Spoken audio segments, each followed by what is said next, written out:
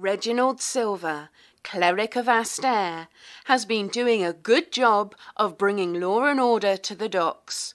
Of course, order is anathema to Melkis, and so the architects have deigned that he must go. And so the order comes down the line to the ear of our assassin. Of course, no one can see Malchus's hand in the cleric's death, so the job will have to be perfectly executed. But our assassin is up to the task, or at least he claims to be. After securing accommodation, he shaves his beard in an attempt to change his appearance.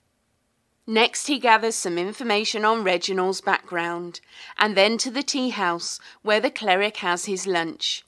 When Reginald does show, he confronts him, pretending to be a morning drunk. During the confrontation, he learns that the cleric can't swim. So once Reginald leaves, our assassin examines the dock and chair, checking their integrity. He returns to his room to collect a few things, and then spends the rest of the day in the Mermaid's Kiss, debating whether or not dragons are real. In darkness, he returns to the docks by the tea shop to investigate. He discovers an interesting way to sabotage it.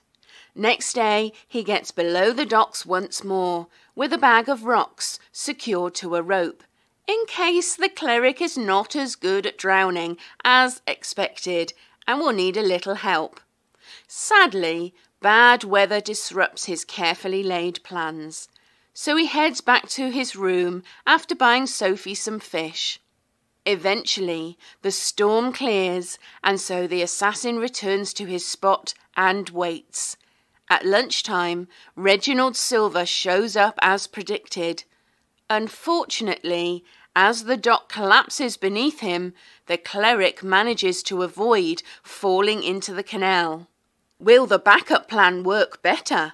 Will our assassin meet the same fate as his predecessor? Are dragons real? Let's find out now on Assassin. Hello, everybody, and welcome to Assassin. How are you doing today, Rob? I'm doing great because I have amazing air conditioning. How about you? I'm doing great because I have good enough air conditioning. Uh-huh. Mm-hmm. So good that it's been a week and Neil still hasn't changed his shirt. Or have I changed my shirt 7 times and I've just gotten back to this cycle? Which one is it? You'll have to check out my other streams to find out. Yes, so. How has... So, I was just going to say, everybody, just, for your write-in campaign, Neil has nixed my idea for the assassin to have a Goes to Hollywood episode. Yeah, with all the really song and dance numbers. Assassin water skiing over the shark either. It feels like a little much, I think the shark thing is just the perfect amount, I think. What, like on water skis or something? Yeah. And he could wear his leather armor as he water skis over the shark. Who would wear leather armor while water skiing? It seems ridiculous. It seems so ridiculous that it might, set a whole trend of ridiculousness that I just not a fan of. I don't like silly things. It would almost become like a meme. I mean, yeah, I think if you were to jump a shark, it would become a meme. Yeah, definitely. Well, anyway, I think we should definitely start off by acknowledging this week's sponsor, Too Much Coffee. That's right. Today's Assassin is brought to you by Too Much Coffee. Do you feel that the mundane world is for suckers and you'd like to drink so much coffee that you can see beyond this realm, like one of those navigators in that old version of the movie Dune that you never saw? Then Too Much Coffee is for you. Are you just not comfortable until your limbs are shaking in a way reminiscent of the purring of a cat? Too much coffee. But that too much coffee is just a little bit unhealthy. Too much tea from the makers of Too Much Coffee, because a leaf is somehow more natural than a bean. That is definitely true. Leaves are extremely natural and much better for you than beans. That's well right, known. because they come from plants, and Beans beans are are the spawn of the devils from the Nine Hells. exactly. Mm-hmm. And that viewpoint was brought to you by Belief, the new science. All right. You are in that tavern that's built into the cliffside overlooking the docks, where they're serving both coffee and tea, as well as various forms of alcohol. But you can also get coffee and tea here as well. You're here with Ripley, your friendly handler, who's keeping an eye on you and making sure everything goes well. Yeah. All right. So I think we will come into play here. All right. I'll have Sophie with me. As course. always, I'll be petting Sophie up here on the table. Sophie likes to get out. Sure. She kind of sits on the table next to you, and you can pet her. Ripley is probably, by this time, I think you guys are sitting at the same table. There are other people around. It's a... actually, there's not very many other people around. I think this is early morning in the tavern, in the bar. There are just a few folks about, you know, the one bartender who's sleepily leaning on his hand and elbow, kind of gazing out, not really paying too much attention to anything else. And then a few patrons who spent the last night here that are waking up and having their breakfast at some of the other tables. But it's quiet and empty. I'd say there's maybe 5 people in here total, plus one cat. It seems I've come a little bit early to catch your set. It's all right. I'll be here for the next 16 days, as needed. Might take off early, though, if my work feels accomplished. Oh, yes. I can't imagine you staying here for 6 days. Well, she gives a half-hearted shrug. You never know what the world's going to hold. At any point, things can change. What about you? Are you in town long? Oh, hopefully not. I do have some business in town, which I've made preliminary moves on. I've been thinking that perhaps acting against my competitor might even more fruitful in the long run, or also to act against his reputation. What do you mean? I've been getting a feeling that there's a little more to my competitor than most people realize. And it seems that in making the business arrangements I've come here to make, I might also be able to damage his reputation as a businessman. Seems like that could be more useful in the long run. My business. Well, that's definitely an effective tactic. Do you have any... Is there anything I can do to help you? I think I can handle this. I've noticed here and there that he doesn't seem quite as invested in business as one might expect. Wondering what distractions he might have.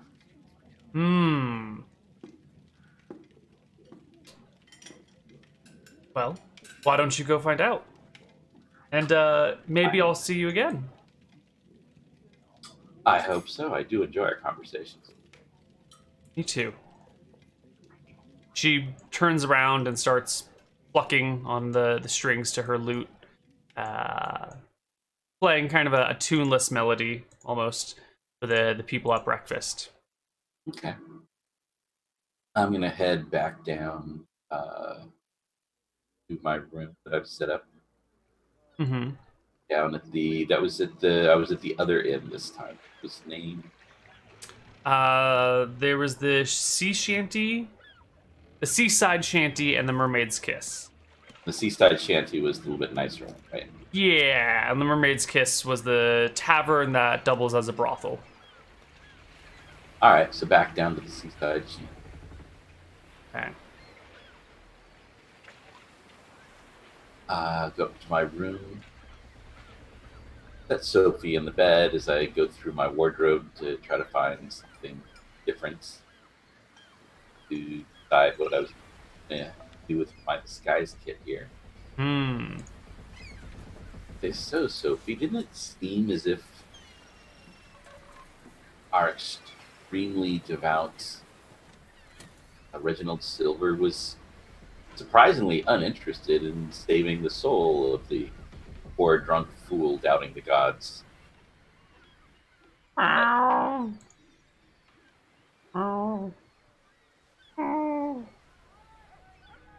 Can't help but wonder as I was sitting there writing up notes to diary pages to leave to be found, coming up with different scandals to lay at his feet. I thought, are there real ones? Do I need to be quite so creative? Be observant.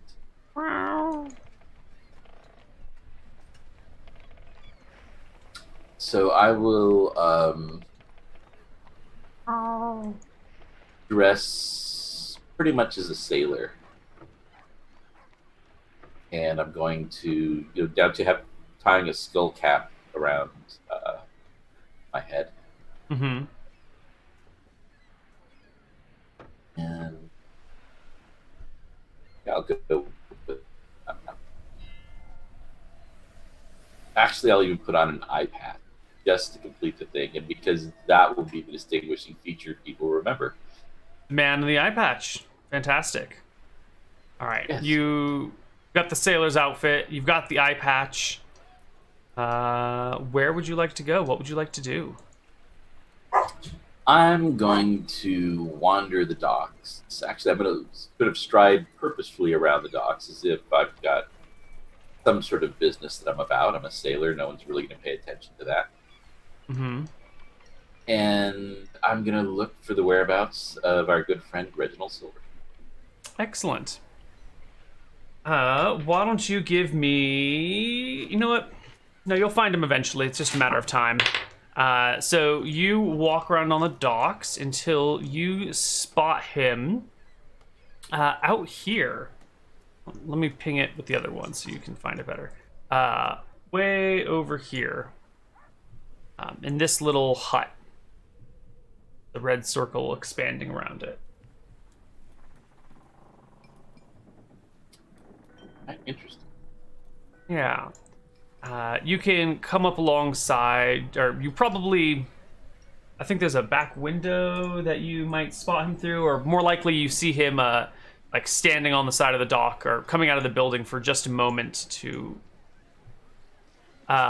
look at something and then heading back inside, and that's how you spot him. All right. I am going to go back to my room, grab the fishing supplies that I had picked up last time. Mm-hmm. And it's time to get Sophie a meal, and that dock seems like the perfect place for it. Excellent. So you go get your fishing supplies, no problem. It's only a few hundred feet away. And you come on back and head down the docks towards where Reginald is. I'll set up to fish right there. Okay. And, someone sitting there fishing is clearly just biding their time, and I can sort of in a very bored, not really looking way, glance from time to time over at the the window that you said was on this side here. Yeah, there are a couple of windows around here. Yeah, there's a few in the front, a few in the back, a few on the side. So you can occasionally glance and see him in there. Reginald seems to be at some sort of stool or chair, kind of looking out the windows, looking out the doorway, looking out the other window.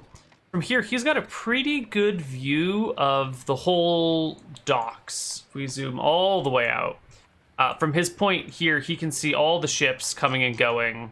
He can see basically the entire shoreline. He does get blocked by one of these big warehouses far to the west. But he's got like a perfect view of all dockyard activities that aren't hidden behind a building, right? So it gives him a great vantage point to see what's coming and what's going, and specifically what's going on with those ships out there, where the ships unloading stuff to, and then he's able to walk around the town and walk around the docks and get closer looks on individual things. This is his prime scouting spot. All right. So it's not like he's trying to. He's not looking around like he's trying to avoid being seen. His equivalent of Batman perched on a gargoyle in the middle of the night. Yes. Okay. And if you sit here for a couple of hours, you'll see him spot something and hurry up and like run, not run, but stride down the docks boldly and go, finger wagging at some sailor who came to the wrong port or came to the wrong specific dock, or there's something a little fishy about the way that they were handling their merchandise, and he needs to inspect them and like goes through their stuff and then comes back when it's all done. All right. I'll watch him do that twice. How long does he spend each time? It seems like he spends a lot of time pontificating and telling their ways. He's pretty quick about it. When he goes, so the first time you see him, someone's pulling up to a dock a little bit far to the east, and he just hurries down there. You can't really hear what he's saying, but he's wagging the finger and yelling at the man, and clearly has his hands on his hip, and he's giving him a stern talking to. And at the end of it, he makes the sign of a stare on the guy's forehead. It's a little triangle with rings on it. And then pats him on the shoulder and lets him go. The second time is when you see somebody, there's this large ship that's just to the east. This one, it's the large trireme. And a small vessel gets launched off of it, and instead of just like coming in straight to the dock next to it, it goes a little bit to the side and like comes to this smaller dock further off. And that's when Reginald makes his move, and seeing that go over there, he hurries down the docks. From your fishing point, you can see him chastising that person and immediately just like opening their boat and starting to toss things aside, going through all of their belongings as the sailors stand by, clearly upset and trying to tell the cleric to stop, but he's not stopping for them. And once he's finished, he looks at the sailor and makes an apologetic sign. And I was gonna say, actually, if I see him going all that way, mm-hmm. and he spent, it seems like maybe 5 or 10 minutes chastising the first person. Yeah, definitely. Perfect.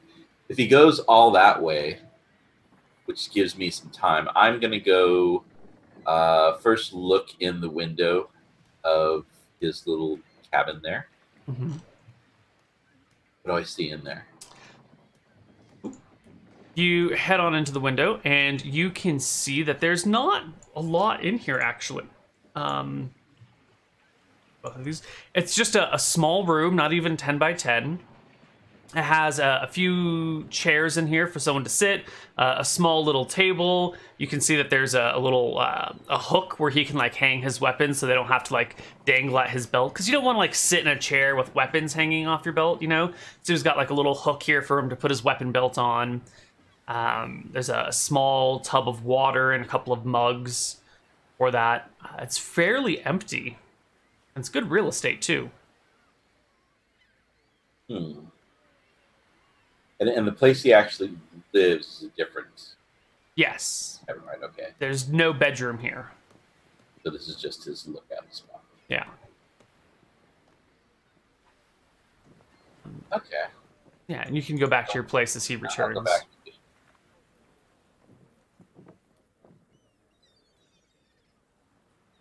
So I imagine it just continues like that until he goes off to get his tea and his lunch.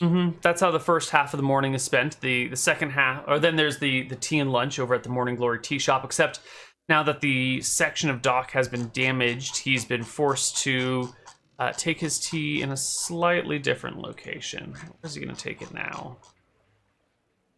I guess they just bring a stool out to the area above the staircase.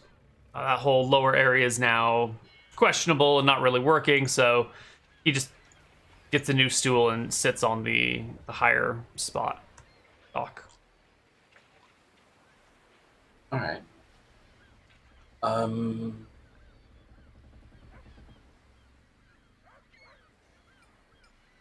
I will just maintain my observation.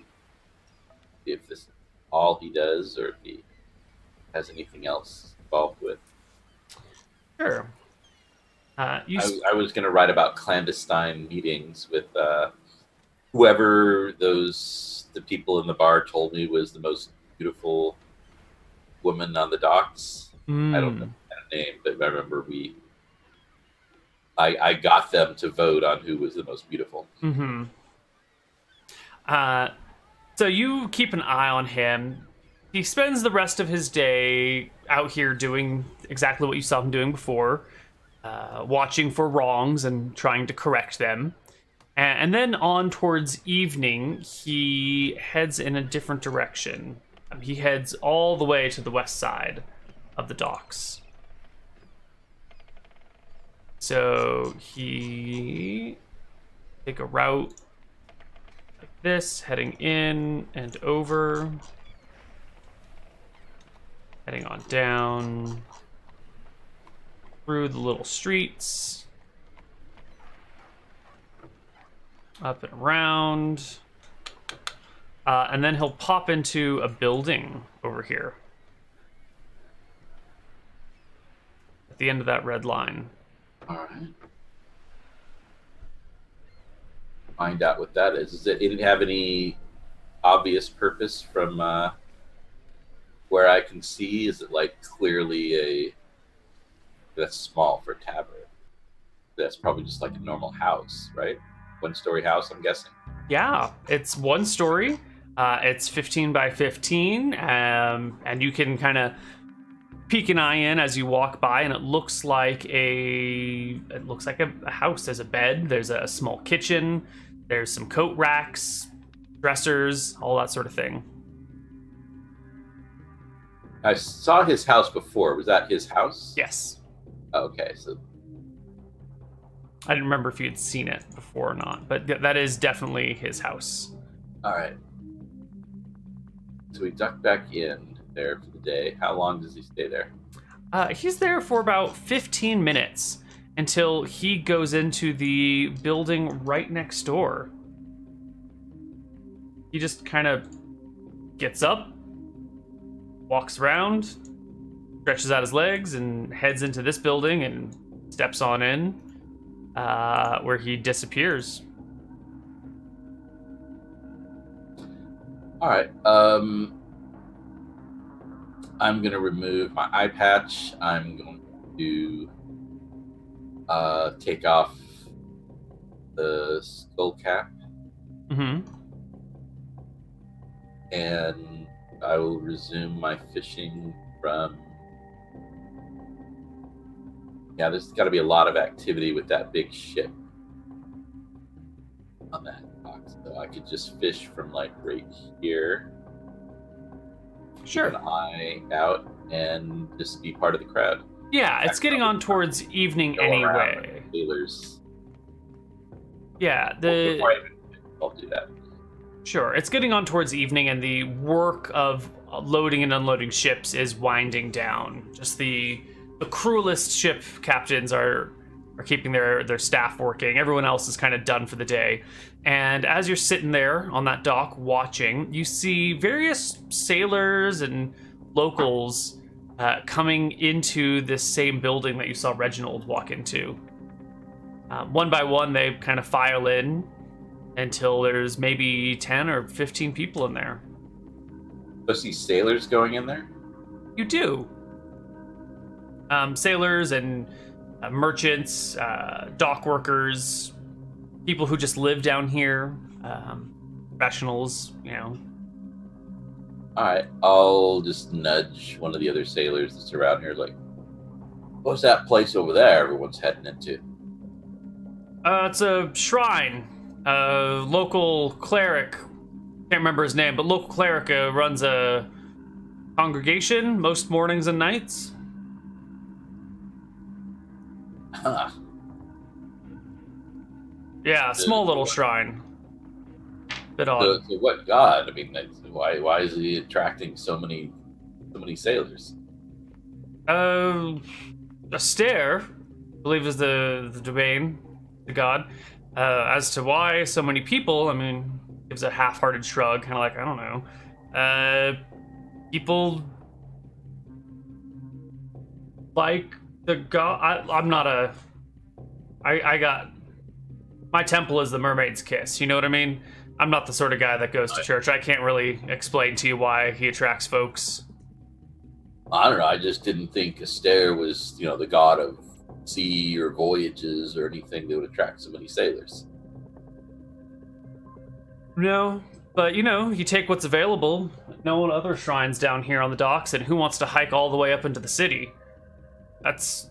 True, I don't think I've ever counted the steps, but I think it's somewhere on the order of 600 or 700 steps, and that's a long way to go. That's too many. I don't know if I could even make a dozen. Yeah. So, small church, small shrine nearby, attracts a few people.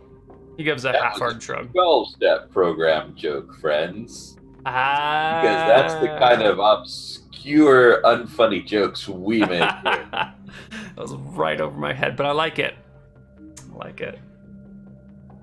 So this random sailor kind of gives you a wave and saunters down the docks to one of the taverns. All right. So, what other places are around here? And he must have spent a lot of money to get his own home, his own lookout post, his own shrine right next to his home. Yes, yeah, they must have spent money or had some people in places that were willing to fund these efforts or repurpose existing buildings.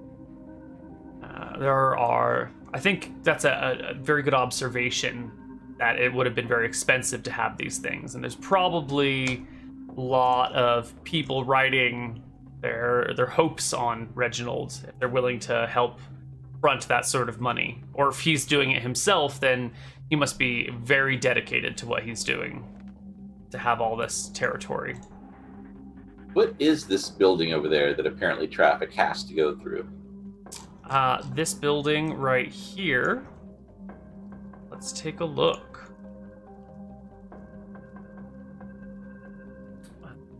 Marked as building 11. Well, I guess. Oh, I see. You're not going through under it. Yeah. There's an overhang there, so you can walk around it. But that is the headquarters for the Royal Shipping Company, abbreviated RSC.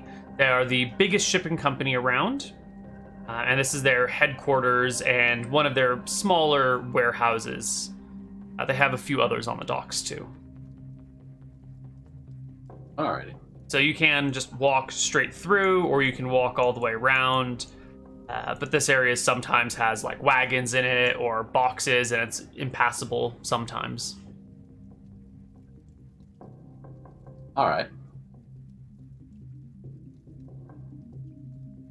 If I walk through, am I able to... It looks like you can go through here and kind of look in. Yep, totally can. They have crates and things. Probably we said this is a warehouse. Yep. There are crates and boxes piled up and staircases going up to the next level. All right. And do I see... Do they, like, put a seal of the Royal Shipping Company on any of their boxes? Or oh, yeah. They've got one of those big brands that they stick into the fire and then, like, burn onto the boxes so that it's well marked. All right. Can I see what that is? Yeah, it is the letters RSC with rings around each one. So R in a ring, S in a ring, C in a ring. And they're just kind of adjacent to each other. All right. I will take my time while walking in there for a bit. Just the old, tie my shoe, even though I don't have a shoelace kind of thing. And just try to really look at the letters, the quote-unquote font, et cetera, et cetera. Try to memorize this. Okay. Give me an intelligence check. All right. Should have had my character up.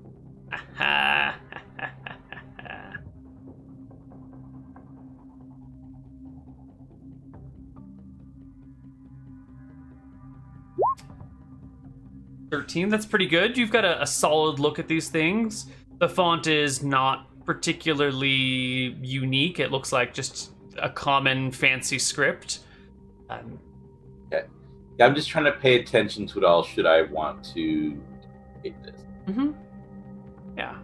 And going forward, you will notice, now that you've taken a look at this, that there are a few other warehouses on the docks that are part of the Royal Shipping Company, and you will see various boxes kind of scattered about. Like when you head into a tavern, you'll probably see a crate of Royal Shipping Company a branded crate from the Royal Shipping Company filled with bananas or something, just kind of like sitting there. So you'll have plenty of opportunity to see crates marked such. Bananas? Well, they don't grow bananas in High Castle. They got to come from somewhere. I'm just impressed that they're apparently doing some pretty long sea voyages. Bananas just come from down the canals a bit. Oh, really? Somewhere. Okay. I just figured if this is... I guess I just made the totally unjustified assumption, a belief, you might say, rather than a scientifically proven hypothesis, that this was sort of just a medieval European type thing, that bananas would come from a very different climate. But I should have done that. It is a general medieval style thing, but there are bananas that are grown elsewhere that are brought here. It is magical climates, after all. The gods have destined some areas to have one climate, and then an area right next to it to have a very different climate. It's amazing what you can do when you bend the rules of nature to your will. Well, I guess if you can have banana plantations in Santa Barbara, which is pretty much Mediterranean weather, then yeah, you could probably, if you wanted to, grow bananas in Italy or Spain or something. Probably. Yeah. All right, makes sense.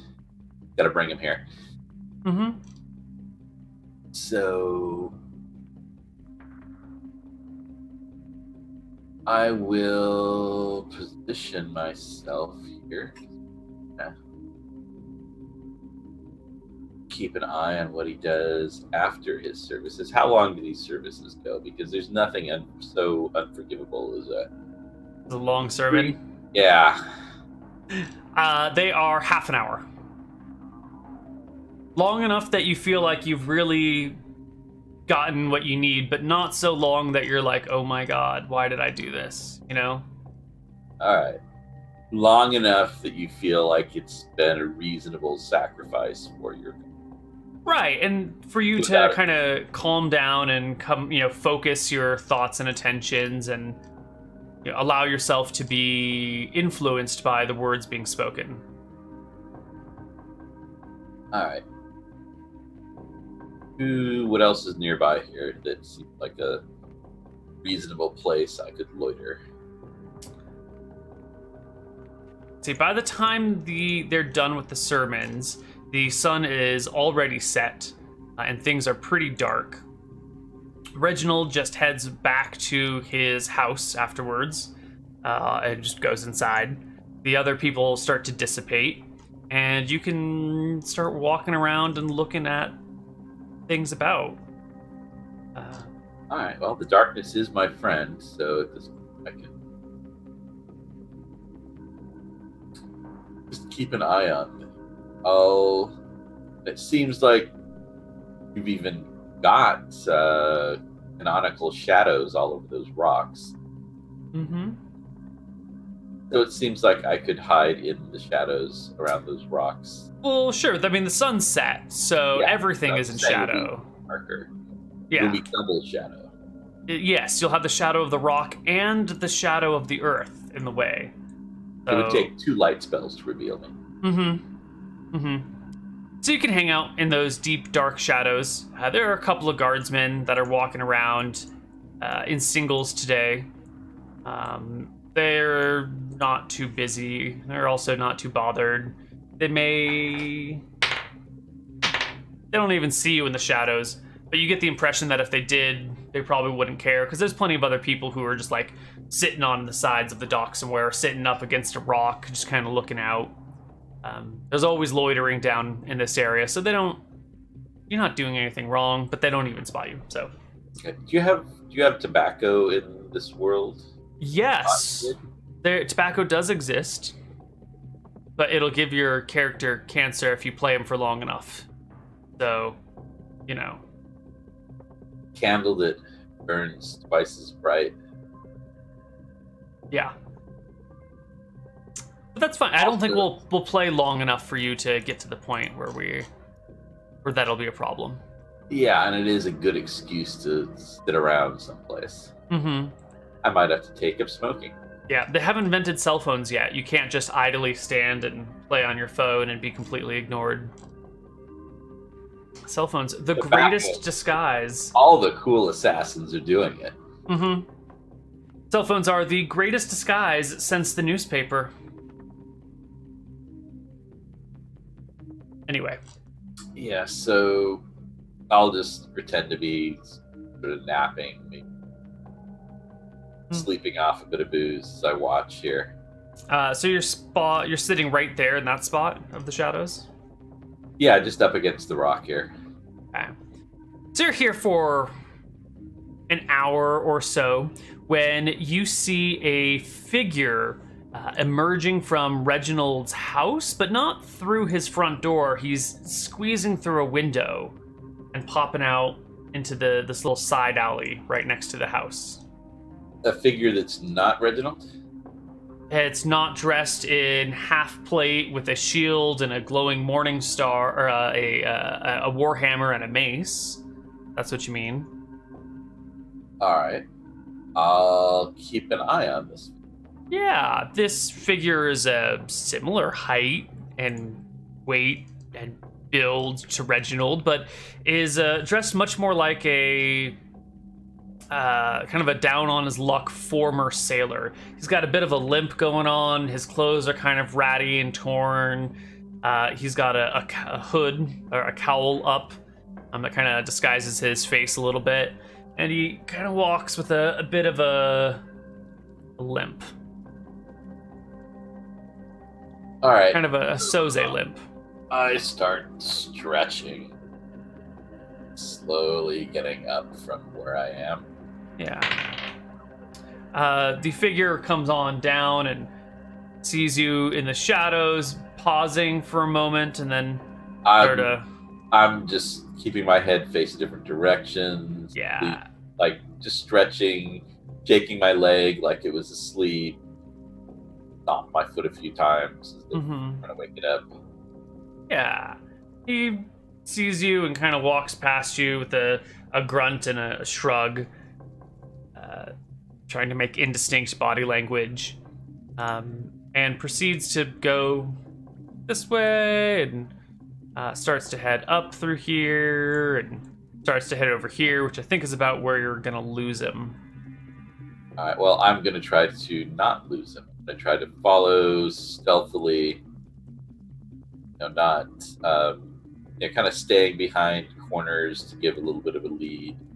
Okay. I imagine, like, he's going to look back after he's turned a corner. It'll probably be within 5 seconds of turning that corner. Right. So when I see him go around a corner, I'll wait 5 seconds, I'll wait 10 seconds before peering around the corner. Sure. And then move quickly since I can. Thanks to cunning action. Right. So this new figure that's totally not Reginald Silver at all makes his way up here, his way over here. You bop around the corner just in time to see him head into the Mermaid's Kiss.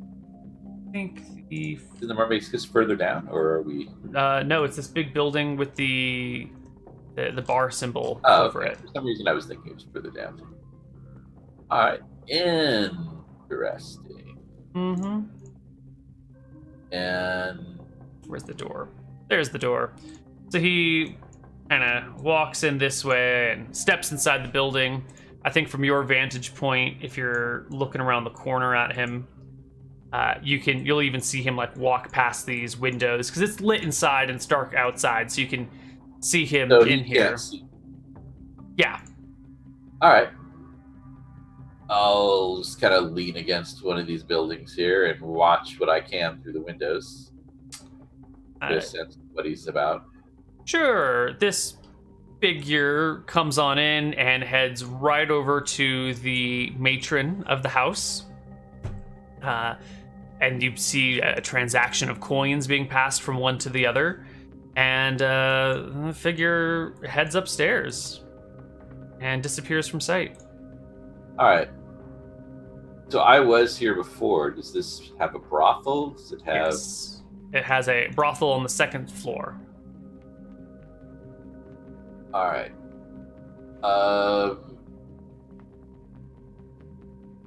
Let's see. I'm noticing over there, looks like stairs or a ladder, but there's no door there. What is that? That might just be like a small cart or something. Yeah, there's no entryway higher up. I think that's just like a little hand cart, or why is it not on the top layer, but it is on the bottom? Maybe it's a rack. I think it's a drying rack for stuff. All right. Yeah. I'm going around this corner over here, out of sight. Sure. No windows that I can see. Yeah, actually, as you're coming this direction and about to go down that corner, someone comes down from the stairs right here that lead up to the city. It is a familiar figure to you, and as you're coming down, he stops and goes, "Hey, excuse me, mister. You don't happen to have been on a ship that's come from Mystria recently, have you?" Mystria?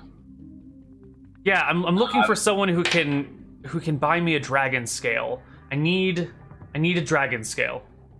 And there's none in the town, and I'm looking. Does anyone down here has one? Oh, are you some sort of con man? What? No. Is this like, and then you're gonna sell me some magic beans or something? Everyone knows that dragons aren't real. Oh my god, it's spreading. Jesus. And he just pushes past you, murmuring to himself as he heads into the docks.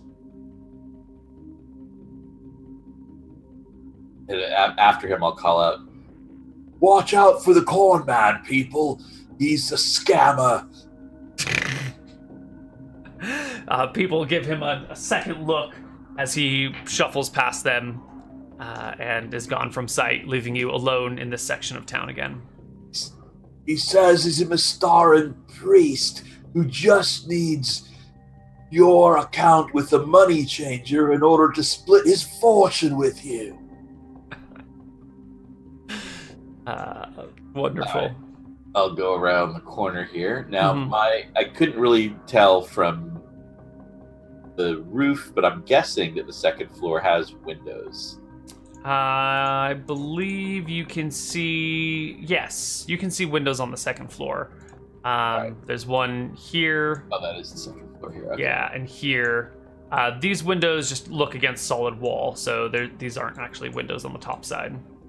But you can see windows overlooking here, and then out through the front. Now, the Mermaid's Kiss had rooms as well as a brothel. Where was the brothel part?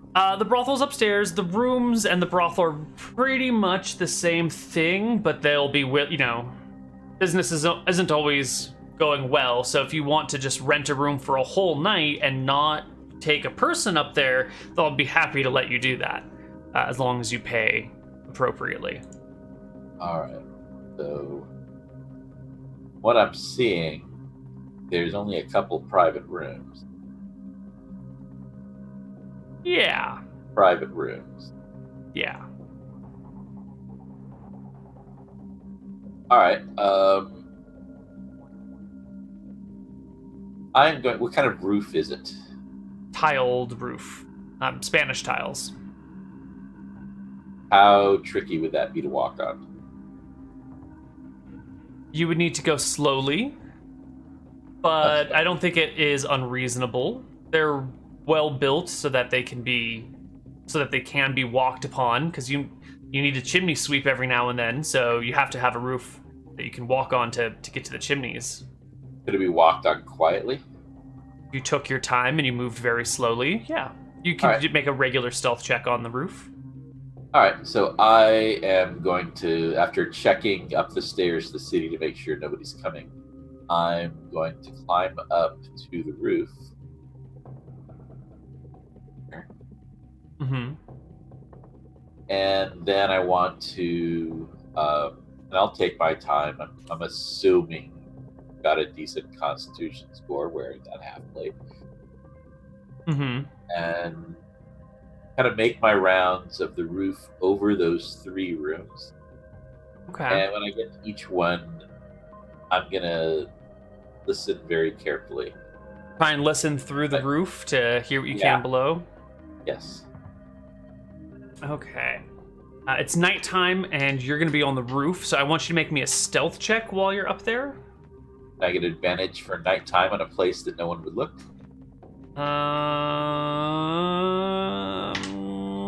No. I think I think being on a roof might be more attention drawing since it's so out of place. You know? All right. Let's just make it straight. Ooh, very nice. Yeah, you're nice and quiet up there. You can listen to the roof directly below you, or try and like lean over the edge to hear what might be coming through a window.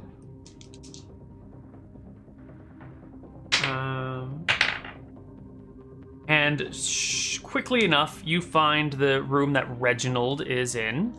It is this small one out front. All right. The double windows. And I don't mean Reginald. I mean the mysterious, unknown figure that left Reginald's house. It's totally not him. All right.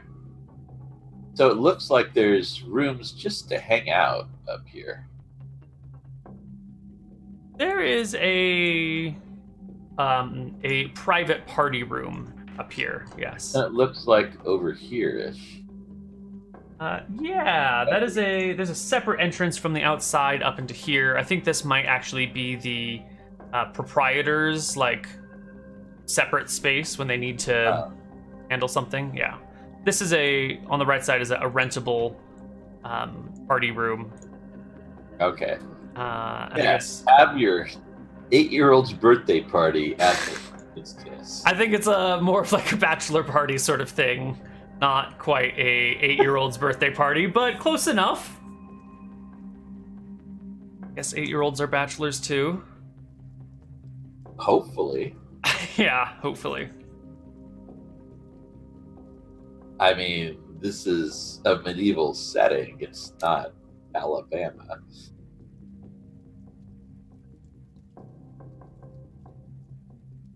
So, what's the plan? We just lost our Alabama audience. I guess that means we can just make fun of them whenever we want from now on. What's the plan? You know, that's actually a good idea. We should figure out which is the least populated state.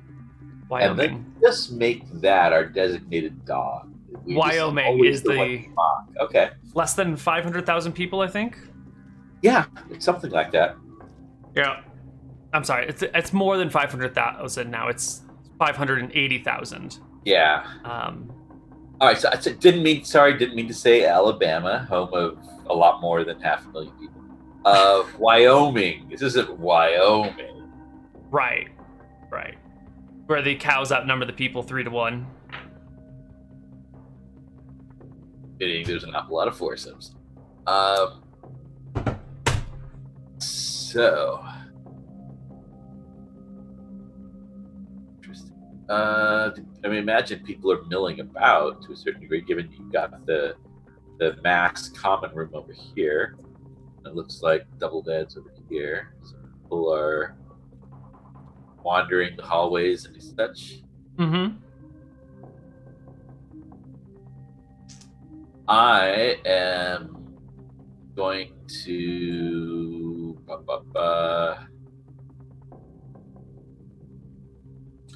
now switch. I don't want to have to. I should carry some clothing around with me. I don't want to run back to switch clothing. So just gonna head in. Gonna get myself a tankard of ale. Down on the base floor, the ground floor? Yeah. To go tankard and wander randomly up these stairs back up to the second floor.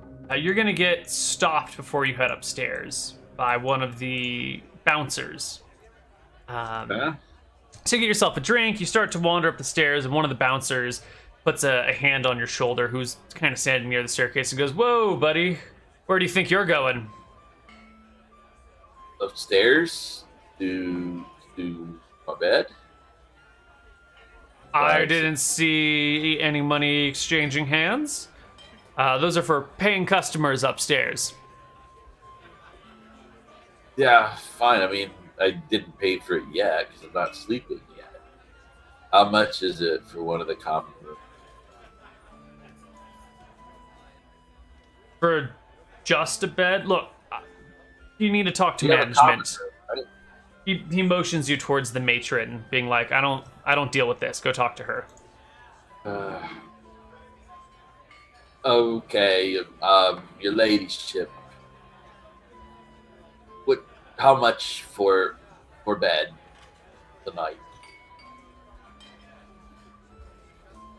The woman you're looking at or talking to takes a moment to look you over. She is about 5'7", 137 pounds, mid-40s, darkish hair, fine facial features, but sort of a flat, not quite like deadpan face, but kind of masking her expressions very well.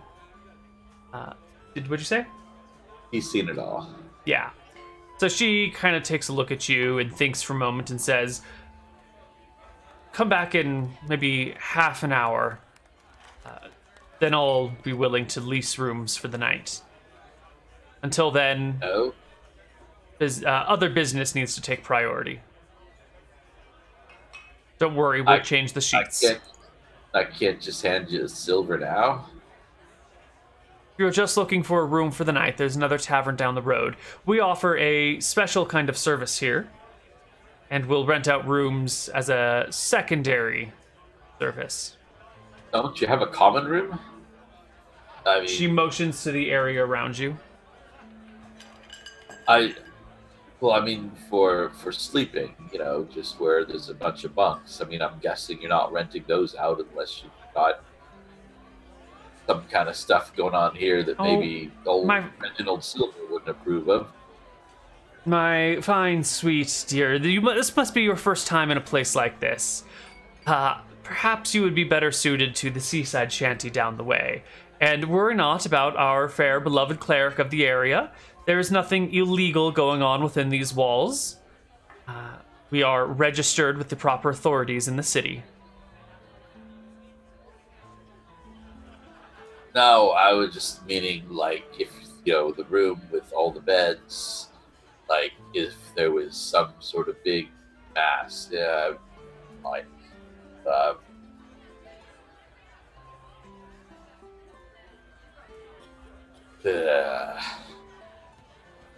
Oh, whatever. I'll sit down over here. Sure. Actually, I could position myself more or less directly below that room, couldn't I? You could, yes. And still see those stairs perfectly. I shall do that. All right, so Sit down here nursing my ale. Okay. And I'll make a show of kind of grumbling into my ale now and again as I sit there sullenly. And I'm mainly just trying to listen to the room upstairs. In particular for when somebody, give me a perception check at disadvantage because you're in a loud room downstairs. Yeah, I'm doing my best. Yeah, it's gonna be hard to hear what's going on in there. At disadvantage, unfortunately, which is only 14, which is not gonna be good enough to really hear any details from upstairs.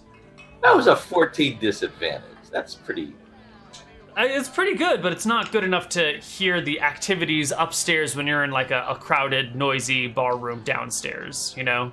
Well, mainly I'm trying to hear like when the door... Well, that was the whole disadvantage. That's why it was... Yeah, despite the noise.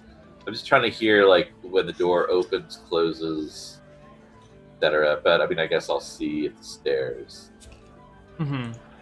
You know what? Just went in through this way. No way to see those stairs going down here. All right, I'll just have to trust it. Trust my luck, and I'll stay here and wait. Okay. You stay and wait. Half an hour passes. And then another half an hour passes. And the matron comes back to you and says, if you'd like that room, it's available now. Oh, good. How much?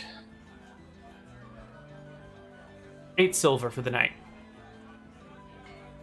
8 silver? That's like what they charge up at that place up on the cliffs. Well, you want the very finest. I didn't want the very finest. I wanted to just be in the room, where... There are cheaper rooms available down the road. But we here at the Mermaid's Kiss offer the very finest in quality. Quality drinks, quality rooms, quality entertainment. All right. It's over as it is. I'll make a big show of counting out, like, mostly coppers that I'll get to 8 silver worth eventually.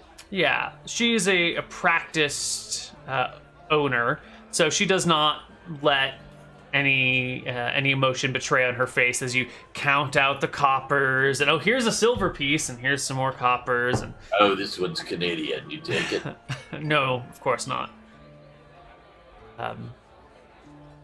So yeah, she just kind of idly sits, lets you do your thing, and then hands you a key, tells you that it is the room at the top of the stairs on the left.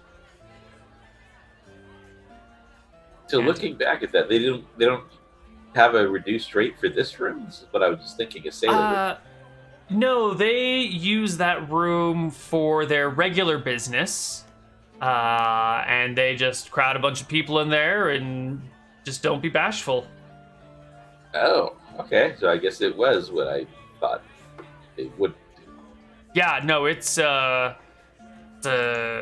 lot of people come in and out of those doors. Which room did you say? On the left, top one. Yeah, this guy over here. All right. I'm assuming it's a little bit quieter up here, and now Definitely. Now can I hear anything from that room? Sure.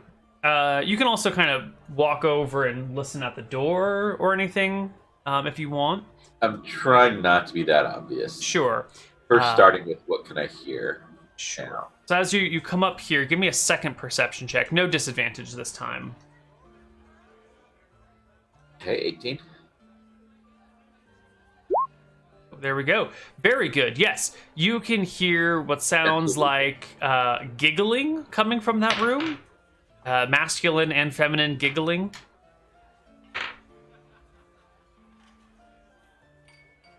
All right. Yeah.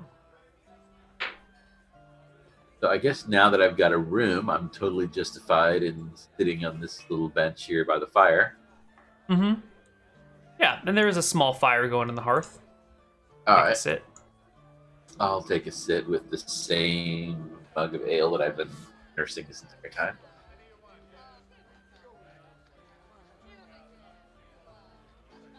Mm-hmm. And I'll bide my time. Sure. Another couple hours. I get listening in case anything is said, or Yeah, maybe another 10 minutes later, a serving girl comes up with a plate full of drinks and food and heads into that room with it, and then pops out a few moments later and heads back downstairs. did I see anything when the door opens? From your vantage point, you can see that table, that wine barrel that's being used as a table right here. You can see that it already has a few mugs and cups and beverages and plates, as if someone has been here for a while eating and drinking and having a good time, and they're just getting like refreshed on their supplies.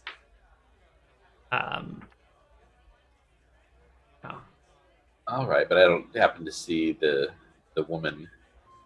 No, you've got a bad angle for seeing anyone other than the serving girl come in and out. All right. I'll pay attention to the serving girl, take a note who she is, so I can talk to her later if I need to. She looks like perhaps an aged out worker from here before. She's maybe in her 50s or so, and is now just kind of helping with the managerial side of things instead of the clientele directly. All right. And I'll keep biding my time to see how long this goes. Not encouraging that they just have room service. Yeah. You find yourself sitting on this bench throughout the whole night. Sometimes drinks come back into there. Sometimes someone comes and clears the table.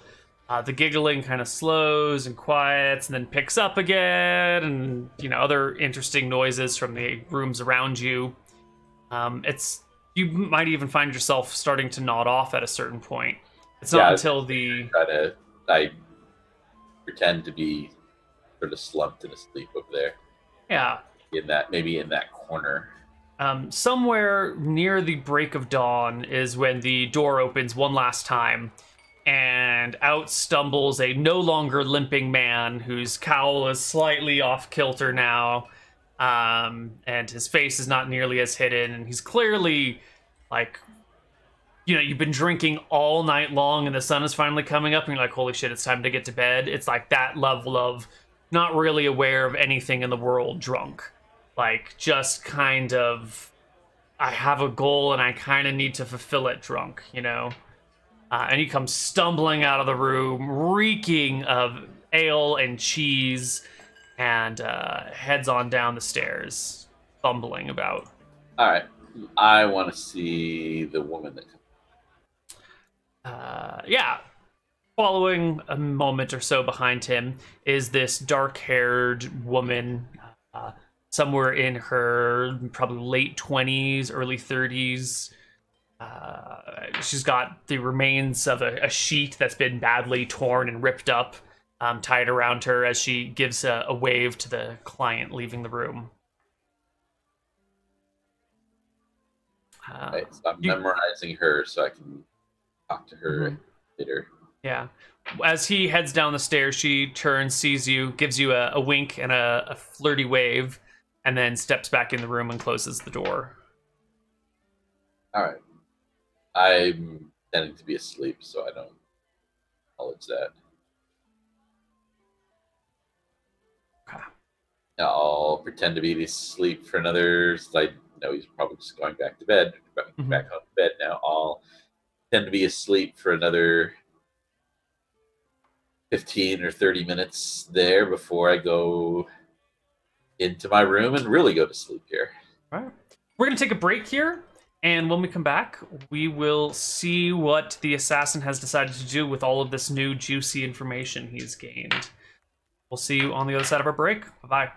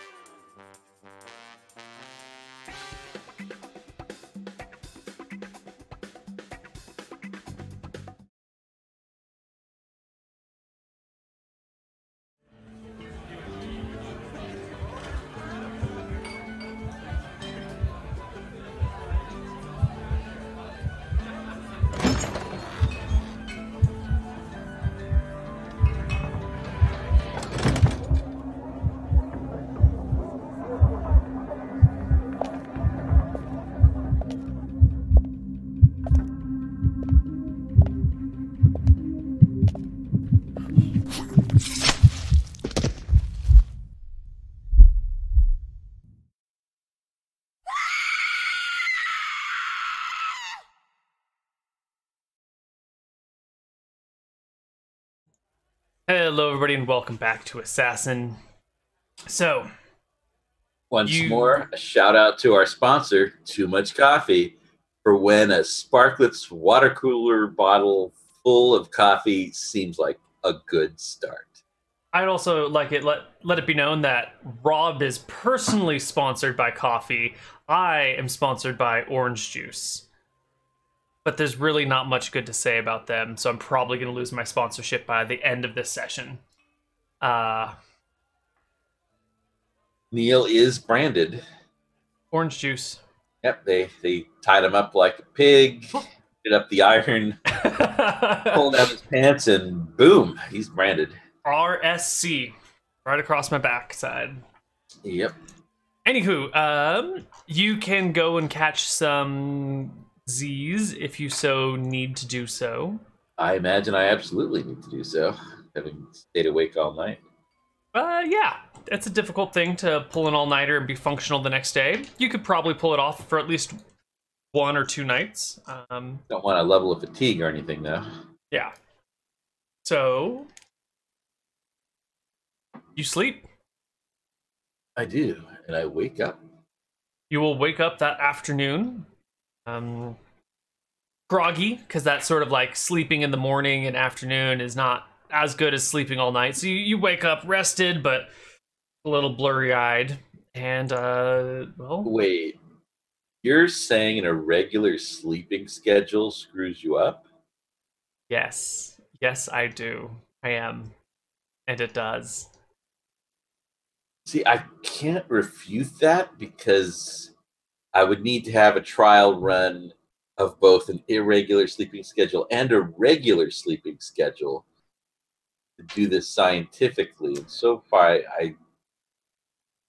why don't you just take it from me? I have a lot of experience with odd sleeping schedules or no sleeping schedule for extended periods of time. It's definitely a little Why, Neil, difficult. Going long periods of time without sleep? You should televise that. That period of my life is over and done with. Thank you very much. No more. I'm done. Done. 6 days was enough. Anyway, you rest for the morning and the afternoon. By early afternoon, maybe mid-afternoon, you're up and about and able to do your thing. You see, as you're coming out of your tavern, a blurry-eyed Reginald Silver sitting at the end of this dock instead of in his usual place, legs dangling off the edge, kind of staring out to sea. He's got a cup next to him, and what looks to be maybe like a breakfast burrito that someone's wrapped up on a small plate on the other side of him that's got a few bites out of it, but not a lot. Apparently this isn't an every night.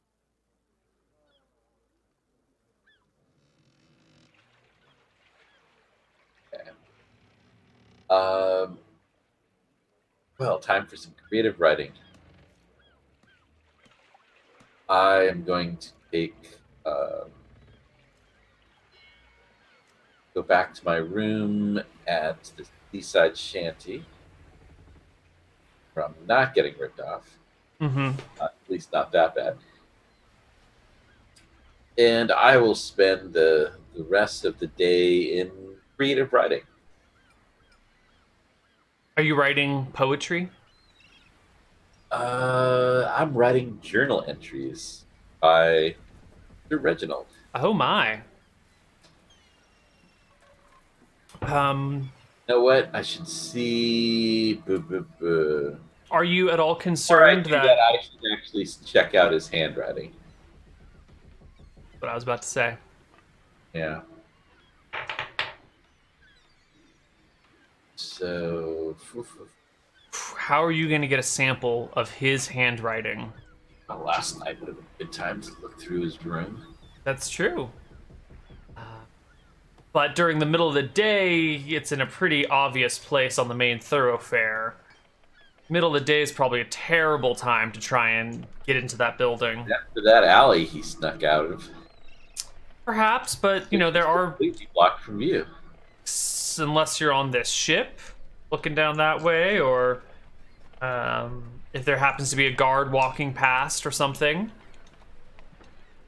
You know, you could get in and out. It's not impossible, just dangerous.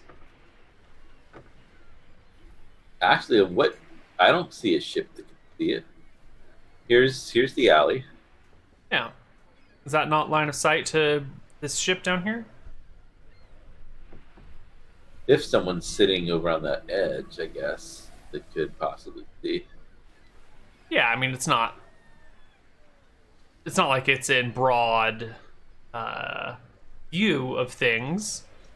But if someone does happen to spot you, it's pretty much a, halt thief breaking into somebody's house sort of deal. High risk, high reward, let's put it. Yes. Let's so first up, where does someone sell tobacco and smoking accoutrement here? There are various small little merchant shops all over here. And little, where I don't think I have a specific tobacco shop, but you can find some for sale around here. At the very least, you can get it at any of the taverns. They'll sell tobacco and tobacco-related products. All right. So I am going to get myself a pipe and tobacco. Mm-hmm. And start a new habit, kids. Lovely. The assassin is picking up smoking. And where are you practicing this new habit? I'm actually going to be leaning against, I'll say, his wall here in this alley where I'm smoking. Kind of keeping an eye out, just sort of, now and then pacing back and forth. Keeping an eye out for when the coast might be clear. Also looking in his window. Actually, I'll even do that. I'll lean against his shrine to look in his window and see if I can see anything in there that's, that might have his writing. Sure.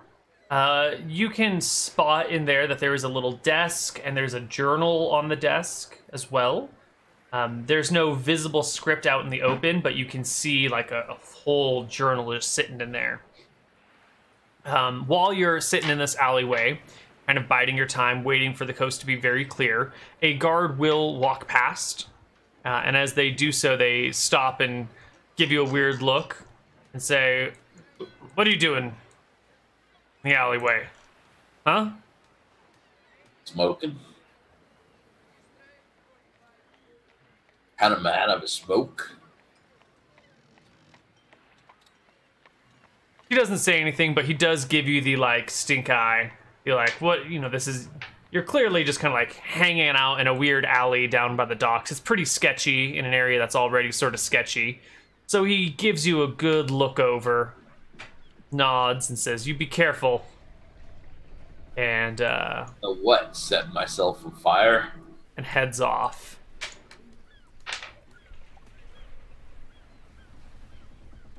Okay.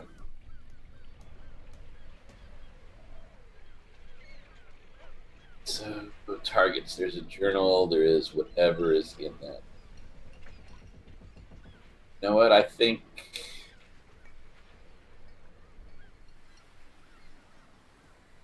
I'm going to need to have him leave the night again with thorough search. It could take a couple of days. Mm-hmm. So in the meantime, I'm guessing he doesn't do this every night. So tonight he's probably not going to. Mm-hmm. I'll just keep an eye out for him to see if there's any other things that he's up to. If maybe Mondays are his mermaid's kiss night and Tuesdays are his make blue meth night or something. So yeah, you can watch him. I think At multiple nights. yeah, today is day 6 of 20. Got lots and lots of time. You can observe him for how long did you want to say? Or just waiting for him to head back to the other place? Yeah, I'll just wait to see. Just observing his day again. Okay. See if he's got any other vices. I'm guessing he's not heading to the Mermaid's Kiss tonight, but right. Well, so you can, if you observe him for a few days, you'll have plenty of opportunities to get an idea of this guy. You'll really get an opportunity to notice his behaviors and mannerisms. You will see him multiple times go up and kind of chastise people for breaking rules or whatnot. I think this is a good chance to sort of practice our gauging. You'll definitely be able to get a check on his charisma score, probably a few checks on his charisma score at the least, and if you can find any reasons why you might be able to check any of his other stats or substats, we can do that too. All right, so I guess, well, I've got a plan for tonight. So unless he goes back to the Mermaid's Kiss, I'll just try to gauge him a little bit. Yeah. Why don't you give me a, what is it? An insight check. Give me an insight check and minimum result of 10. And you'll see if his charisma, oh wow, 22 is perfect. So you can get his exact charisma score by watching his interactions with these other people. Actually, I think what might be more useful, and this is sort of the perfect place, given that he's been up all night, I'm trying to gauge his constitution. Okay, sure. Yeah, resilient he seems to, having been up all night. You know, he seems pretty wiped by this. He has a constitution of 11. Okay, just didn't need any surprise hit points. Oh, he's got a 20. Right. So with a constitution of 11, if you can figure out his exact level, you will also know his exact HP. If that is of interest to you. So 11, oops, not 11 charisma, 11 constitution. Mistake. You can also make a roll for charisma if you would like, since you can observe that as well. Might as well. Yeah, the separate insight roll. You can learn of charisma up to 19. His charisma is 16. Anything else that you feel you might be able to gauge of him in this time? Assess? Those would be the main thing. Main thing was Constitution, try to get an idea about how many hit points. Yeah. So if he's level 2, he's got 13 HP. If he's level 3, he'll have 18 HP, I believe.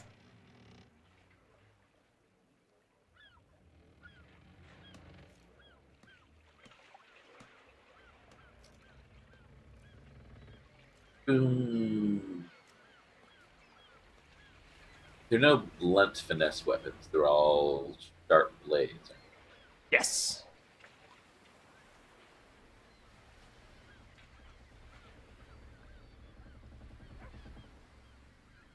And it's not possible to do... Well, is it possible to do non-lethal for a sneak attack? I suppose. Yeah, I guess maybe we can say I'm hitting over the head with the hilt of my dagger or something. I guess I kind of feel like the way they describe doing non-lethal with other weapons is using the blunted sides of them. And a bludgeoning weapon is sort of blunted to begin with. I think 5e just lets you do non-lethal at will. Yeah, I'm just wondering if I can sneak attack, because that would be what I would need to do here. Let's see. Non-lethal damage, subset of damage. Damage.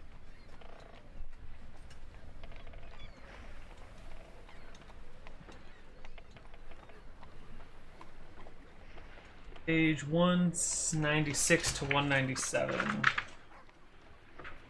Double check the rule here.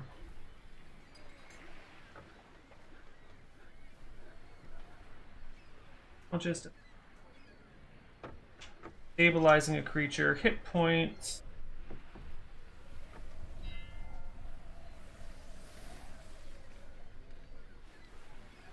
Actually seeing non-lethal damage in here, but I know it's got to be in here somewhere. I was pretty sure that in 5e you can just declare non-lethal with any weapon type. Fine. Yeah, that's what I thought. I just wanted to be sure. Or I made a plan counting on doing non-lethal sneak attack damage that Right. I wasn't going to find out. Unfortunately, sneak attack can't be non-lethal or something. Let's see.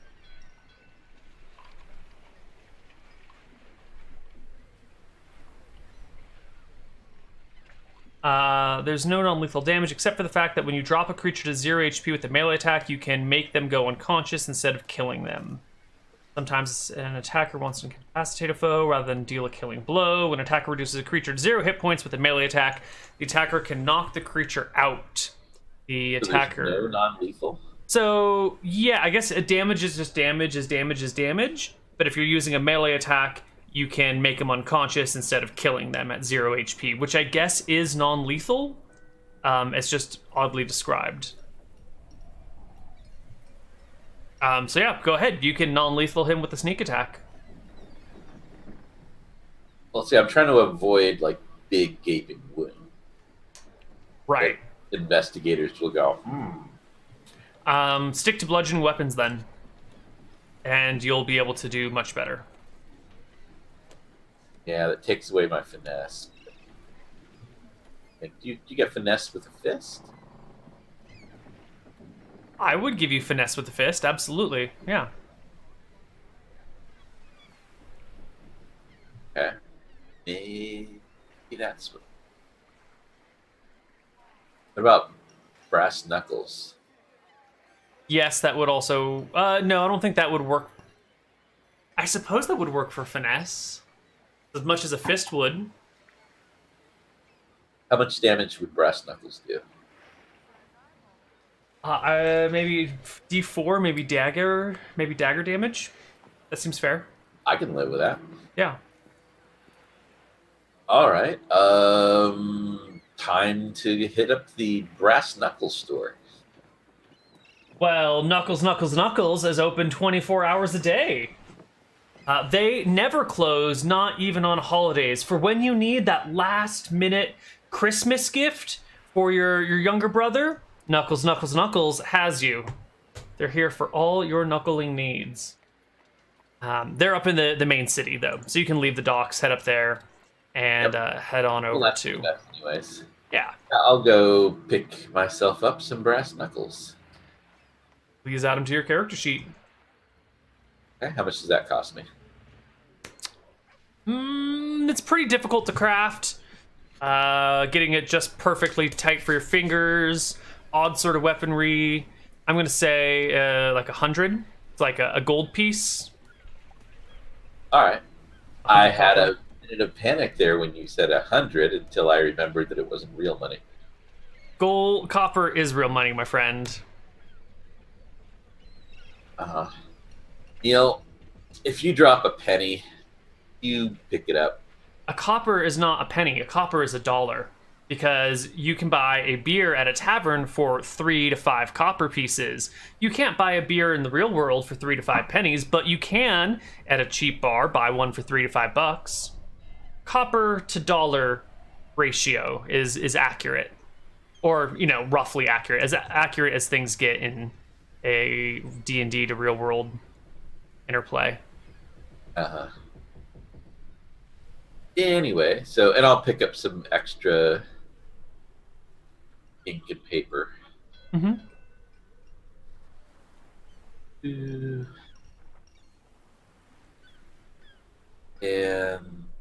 I'm gonna spend some time just so I'm ready to. Maybe I'll need to transcribe these into his journal, but so this is really just sort of rough draft. Right. So let's have to copy these over. I'm going to start writing some journal entries from Sir Reginald's point of view about. I'm going to make up a whole one about having the dream where Astaire turns his back on him and says, "No, it's you. Turned your back on me."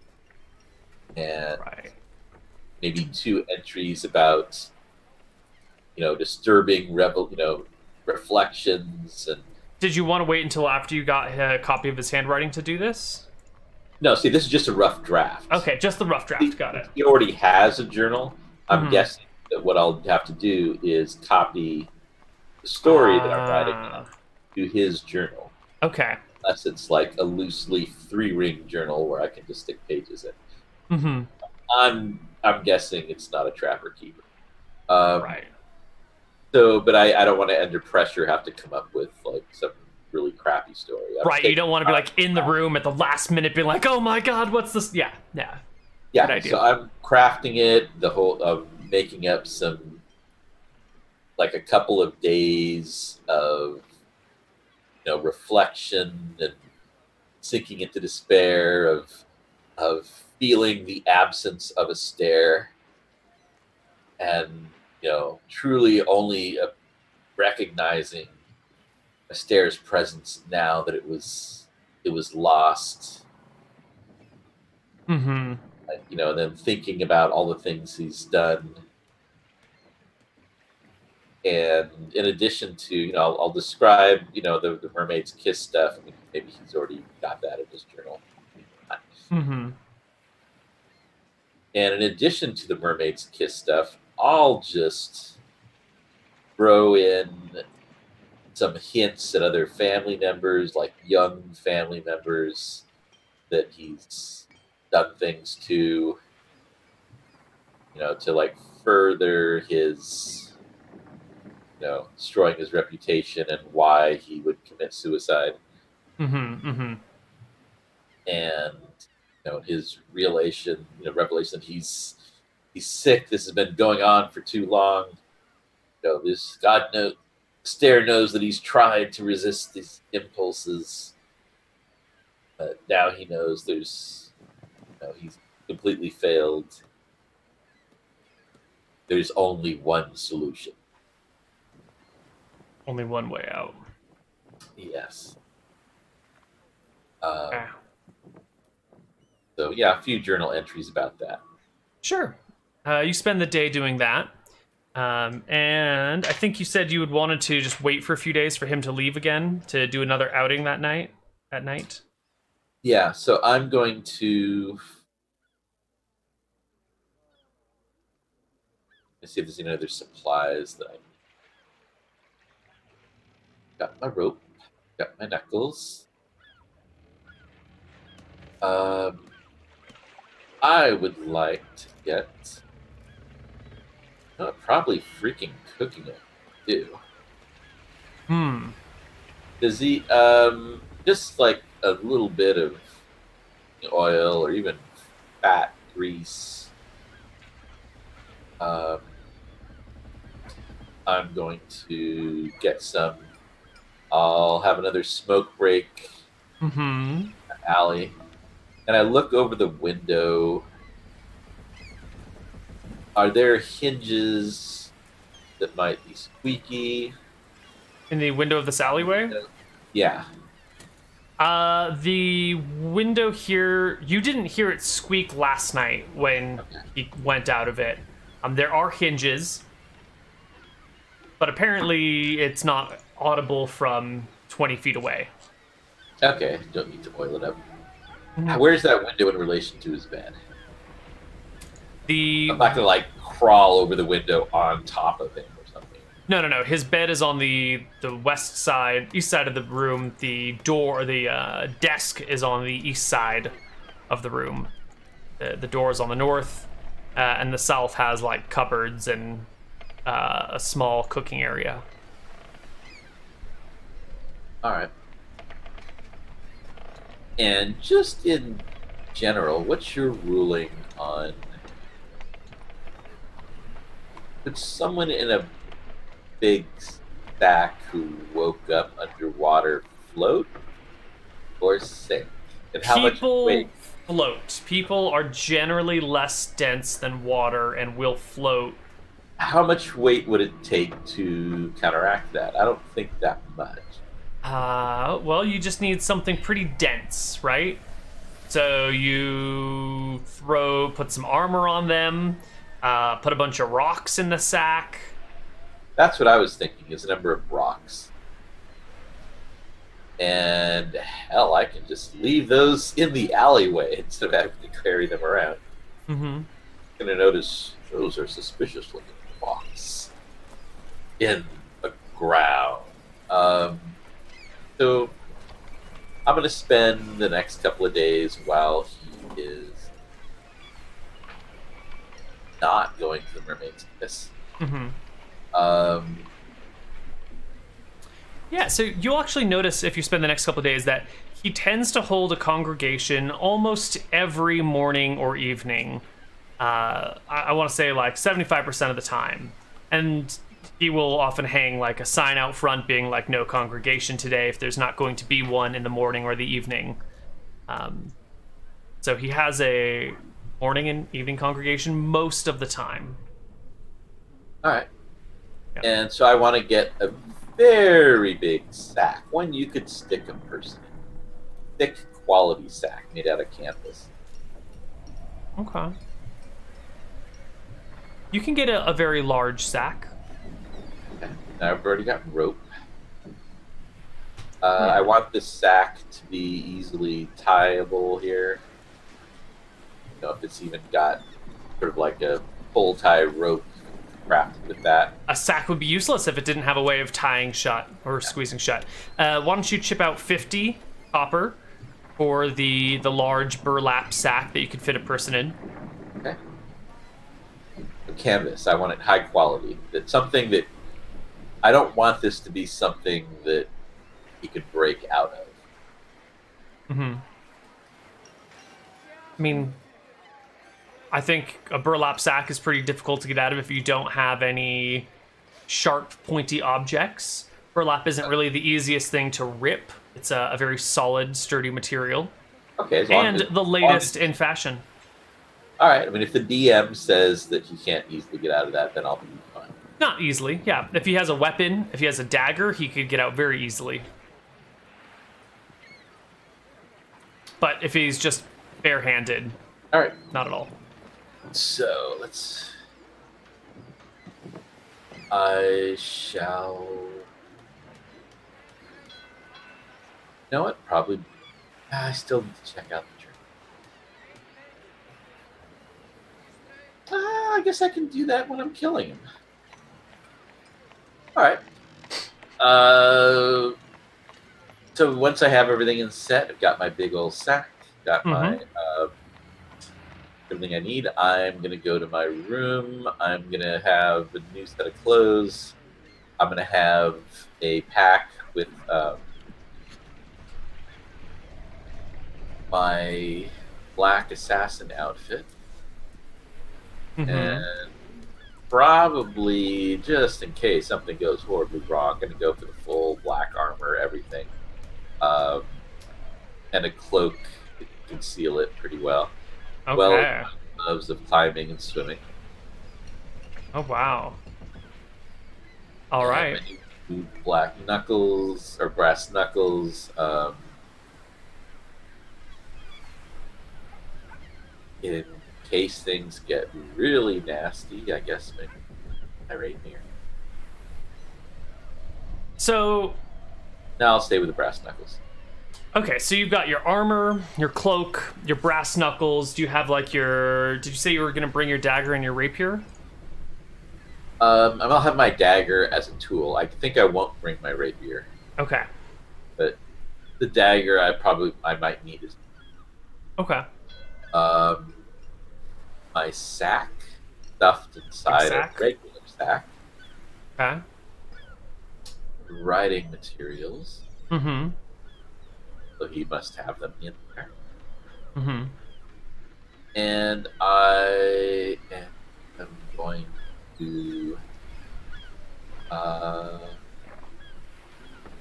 bide my time. I think I won't leave my room like that until very, very late at night. Okay. After midnight, long after. So this is day 8 then? This is not the same day, because you've watched him for a couple of days now. Yeah. Okay, so this is probably, let's call it day 9, so you've got plenty of time to have looked in. If you need any information that you've been looking for, it's fine. All right. Is there an inconspicuous way out of the sea shanty? I kind of remember there being one. I believe, window or something. I believe last time you snuck out the window and crawled along the rocks that abut your window. Over here last time. Yeah, so I shall make my way, taking my time, moving very slowly, so as not to turn around the corner into a guard. I'm imagining guards have torches and things. Avoid them. Mm-hmm. And slowly, carefully make my way over to that alley. All right.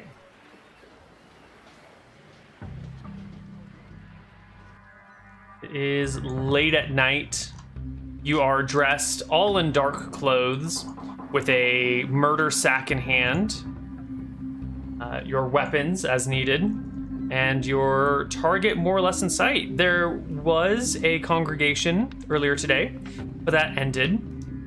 Reginald has turned in for the night. You wait until the lights are out in his little shack, until he's stopped entering his journal entry or whatever he was doing that day. And it's quiet, and it's dark. I'll wait outside the window here a bit to listen inside, make sure everything's quiet, make sure he sounds like he's asleep but not having insomnia or something. Yeah, give me a perception check as you listen at the door, or at the window or something.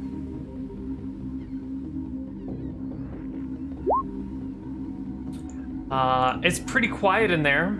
You're not hearing anything. Yeah, well, he's most likely. Age before electric lights. I'm sure he's not sitting in his bed texting somebody. Right.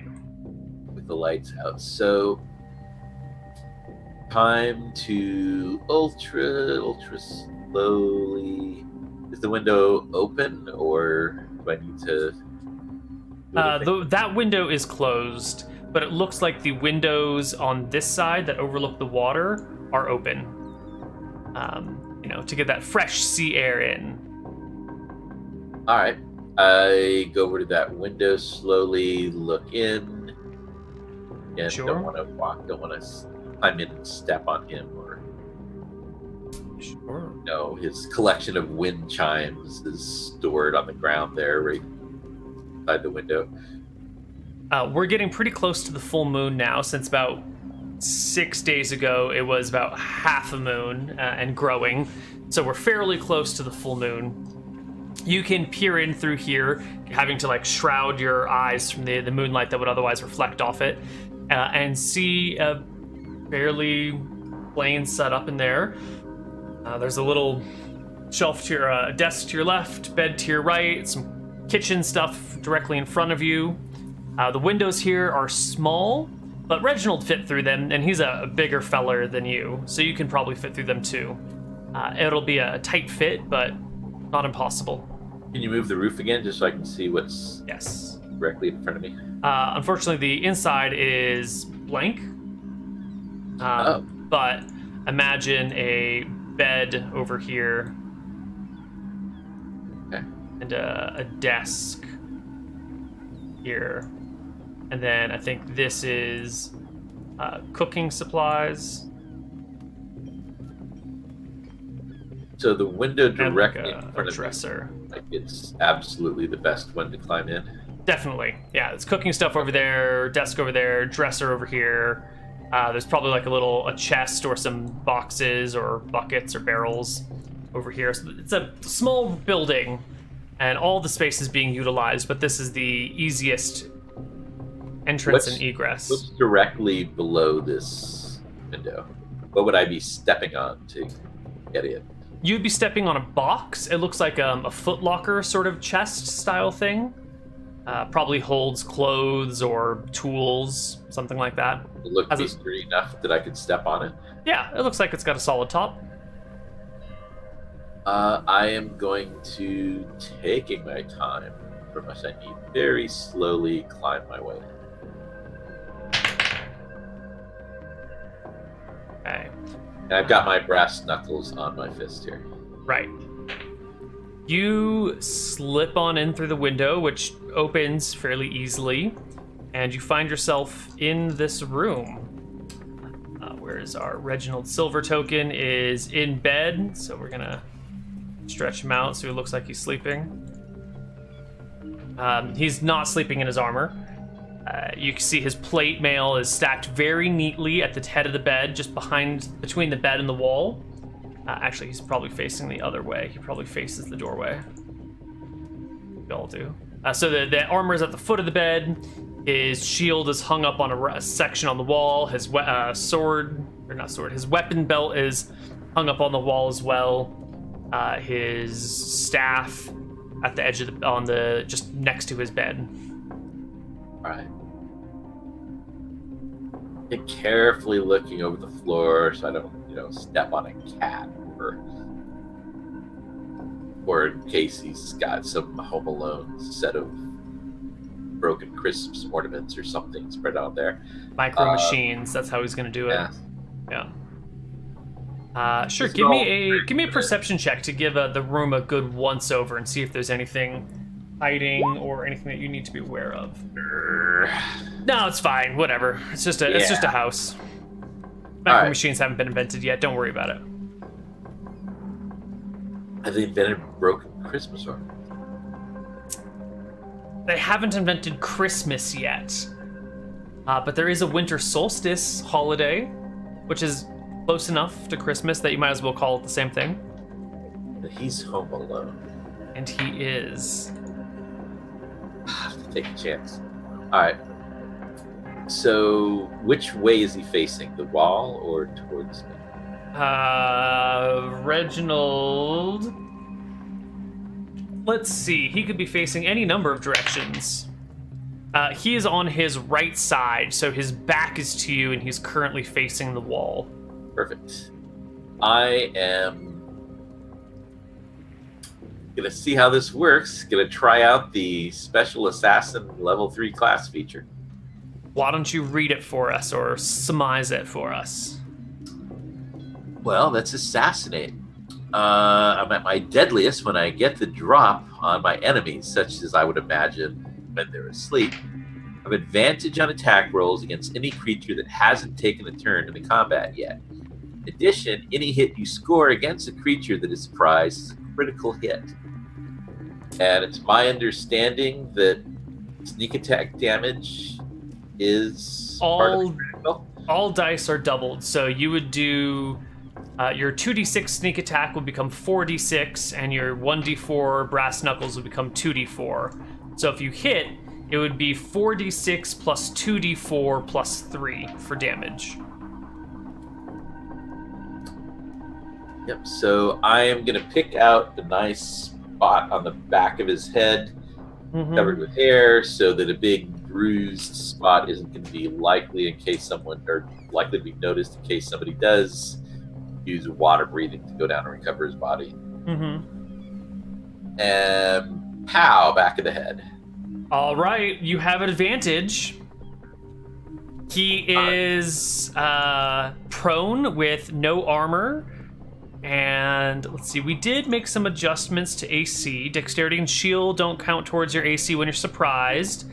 And attacked from behind, blinded, grappled, or incapacitated. Dex does not count to your AC when you're restrained. So he is incapacitated because he's asleep. So he doesn't get Dex or shield benefits. So his AC is 10.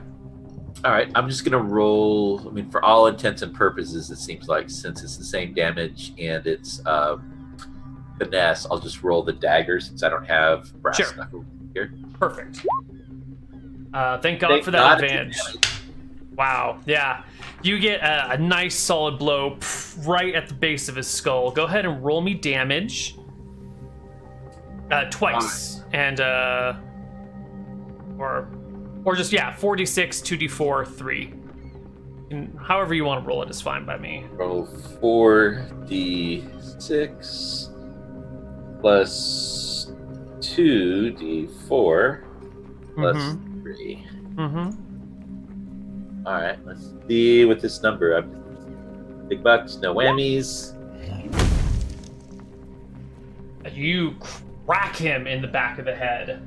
That is pretty middle of the road damage. 19. Let's take a look at his HP. Reginald Silver has 18 hit points, and so you bring him to 0. You crack him in the back of the head. You can hear the slight fracturing of his skull, and he is out.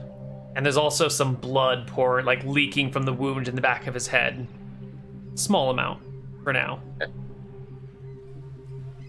All right, well, the best that can be done at the moment. So, and hopefully no one will notice that in a bloated, waterlogged body. For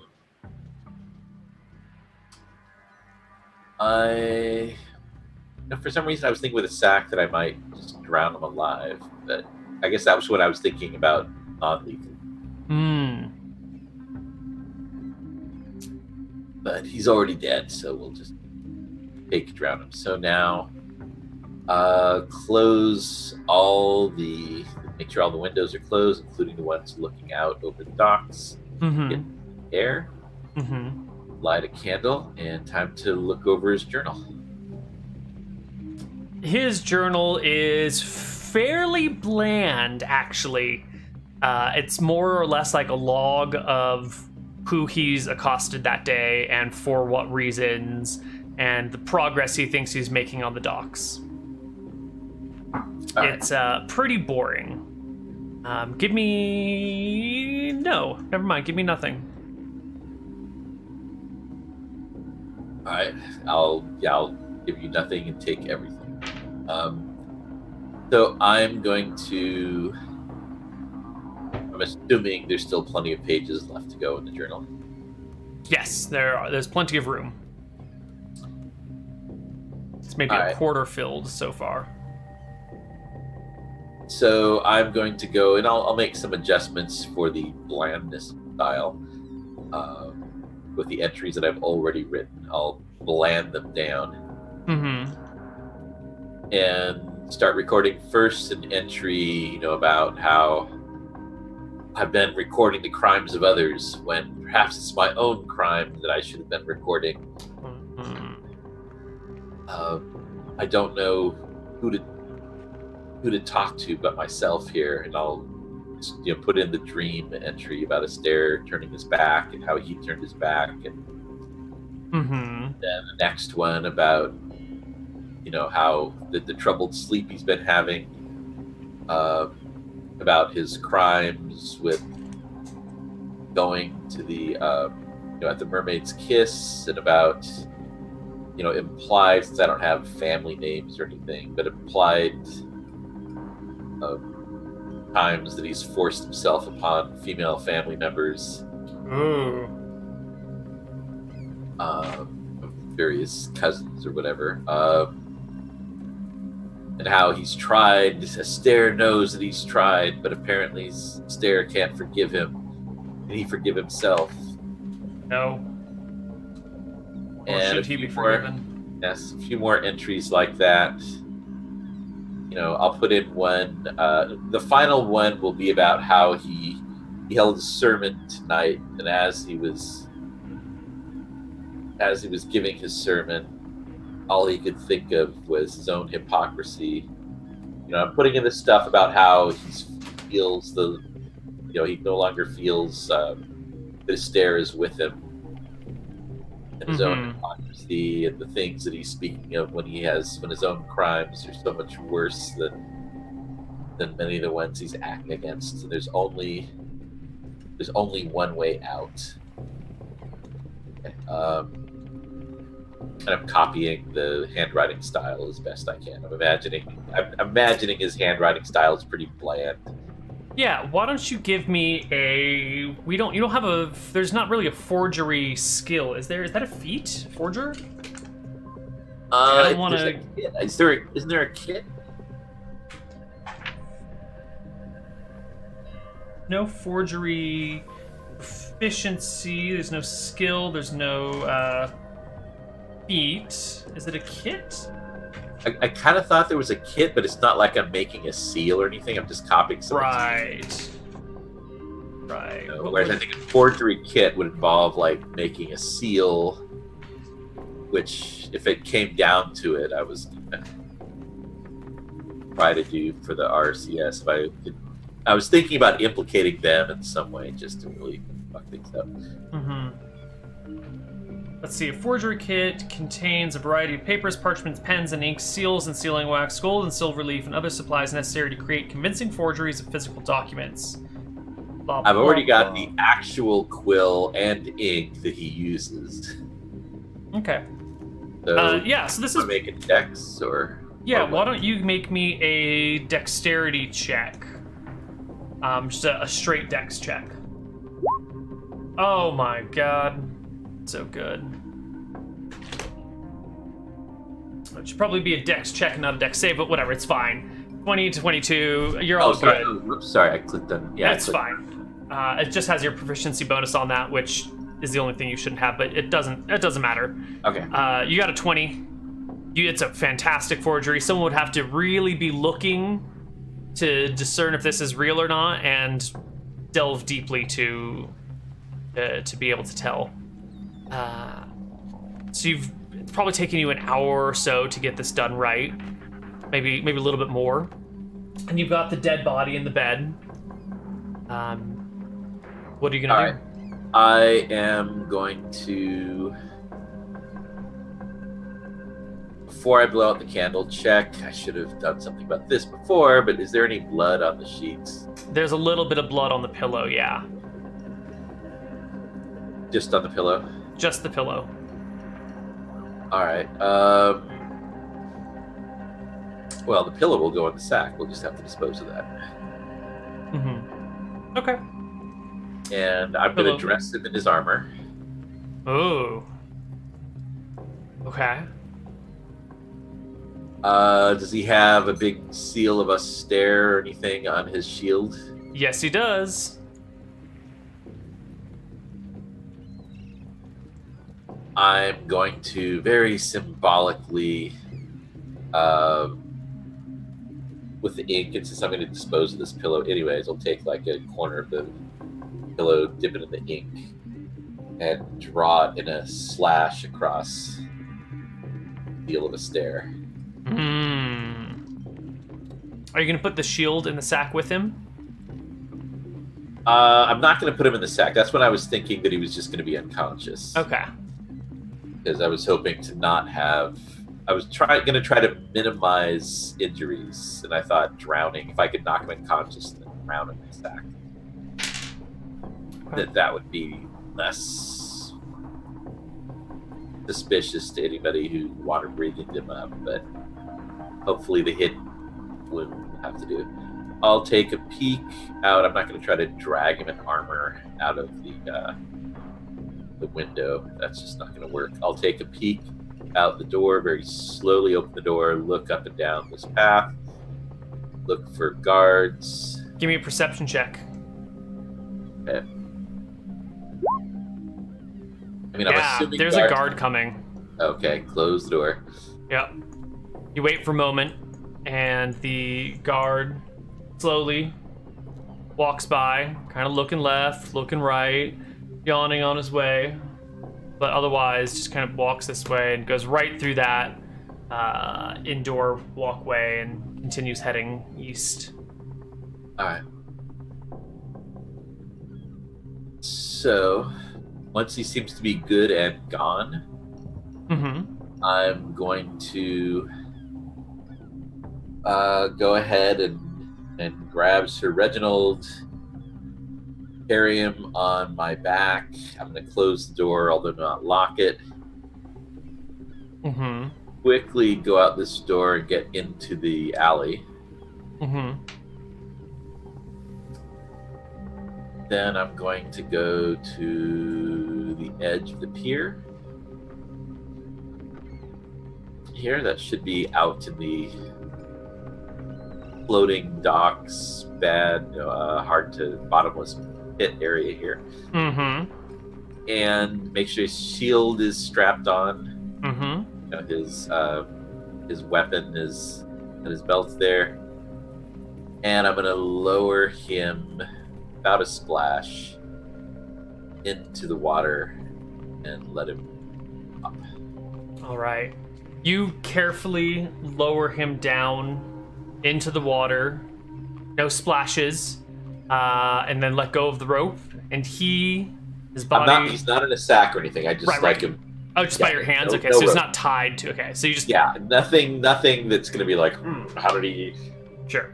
All right, so holding him by the shoulders or the hands or the ankles or something, you dip him into the water and let him go, and he dips beneath the cool, dark waves. All right. As you look up from your work to see what's going on, you notice that on this ship, just to the south of you, there appears to, in the process of dipping him, someone has come aboard the ship and is looking your direction, trying to figure out what the hell they just saw. Not really sure. All right, I lay flat on the pier. Well, we're gonna go to a break, and when we come back from a break, we're gonna see what's going on, because it looks like someone has spotted some mischief, and we'll see how you deal with them when we come back from our break. Bye. All right.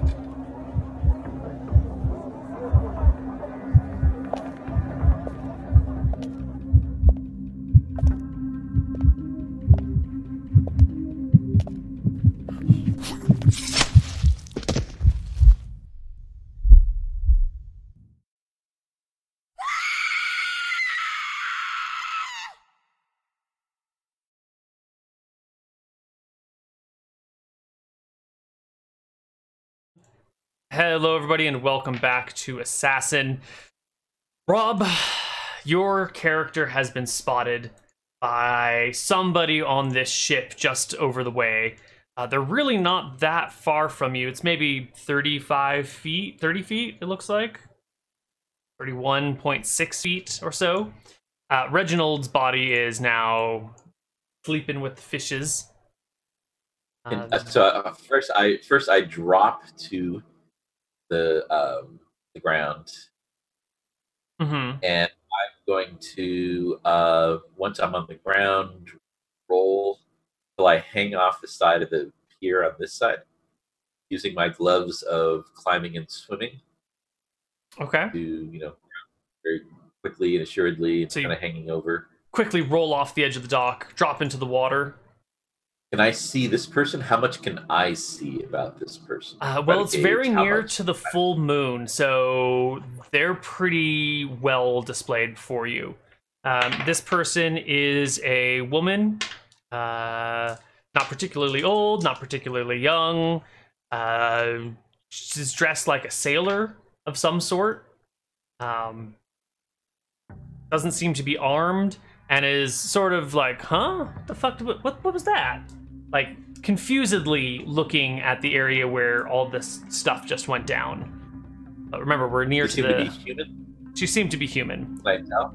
Okay. Yeah, looks like she's human. All right, I am going to, hanging on the side here, move, going like this, Mm-hmm. climbing, but I move those gloves. I can hopefully do that at full speed. I'm along the side of this till I get down to these rocks here. Actually, then I'll climb along the rocks and up this way and stealth my way into his room. Okay. From there, you can give me a stealth check first off. All right.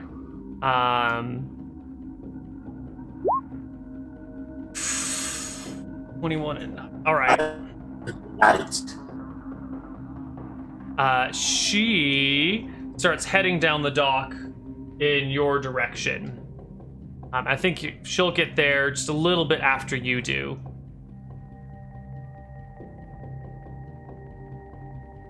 What are you gonna do? Here she comes. Am I already in Sir Reginald's place? Yes, you've managed to slip into his place. All right, I want to make pushing the door closed, but not locked. I'm looking around quickly as a last thing. Got the pillow, making sure I've picked up the sack. Anything else that looking for incriminating evidence.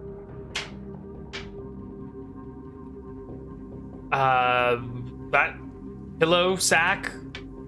What else did you take out? That seems to be it. I'm just trying to look around, making a search with that. Give me a perception check, a new one, while you re-examine the area. It's fine. There's nothing. All right, I have to trust that I've gotten everything here. Yep. Nothing else I can think of. I will slip out his door when she's down there, and make my way back up to. Sure. As you begin to step out of the door, you hear a very large splashing sound, as if something has just entered the water.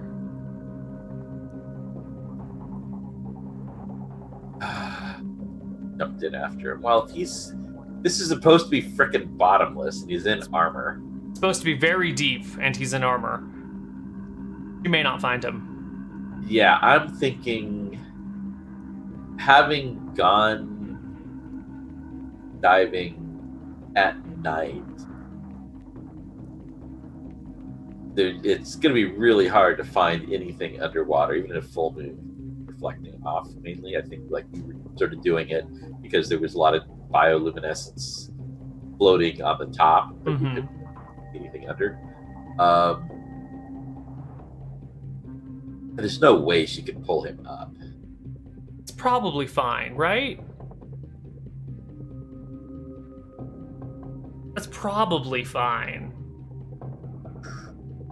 How much does his armor weigh? Quite a bit. Let's look up the weight of half plate. Half plate weighs 40 pounds. Damn it. I'm going to move down this way. I'm still blocked from sight over here. Once I get to here, can I see any other activity on the ship? No, the ship seems to be pretty still. All right. But the woman is gone. I'm going to stealth my way down here just in case. Can I see anything from up here? On the ship? On the dock. I'm looking at the ship, but I'm also looking down the water. Yeah, the ship seems to be pretty empty. A light is on in this building that wasn't before. In which building? Oh, I'm on the wrong layer. That's why you can't see it. This building over here. This big warehouse that the ship has pulled right up to. There is a light on in here that wasn't there before. All right. I am going to climb down with my gloves and sort of hang on the end of the dock here. All right. As you got my brass knuckles ready, and I'm waiting for her to pop back up. She surfaces, gasping for breath, and you have a moment before she notices you're there. Wait, can I get my sneak attack? She hasn't acted yet? Yeah, she hasn't acted yet. She actually isn't aware that you're here. She's just kicking for the surface. Okay, and so pops up. Same thing, gonna try to hit her at a place where there's hair. All right. Oh! Thank God for advantage. Thank God for advantage. You crack her in the head.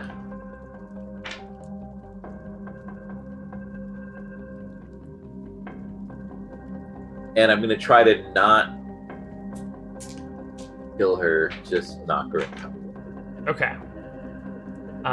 Roll some damage here. 46 plus 2d4. I mean, she's got... Yeah, whatever, it's fine. Yeah. I mean, you're doing minimum of 9 damage to her, and she's got 8 plus maybe a con mod. God, you do a lot of damage to her. Can it just be unconscious, though? The rules say it can be unconscious, so I guess we'll go with that.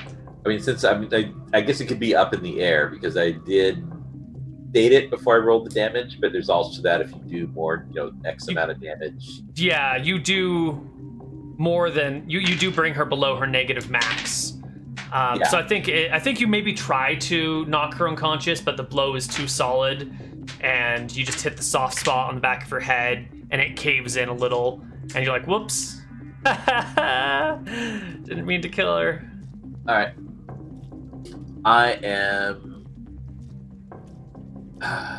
I'm going to hold onto the dock, hold her under, like with her head facing up.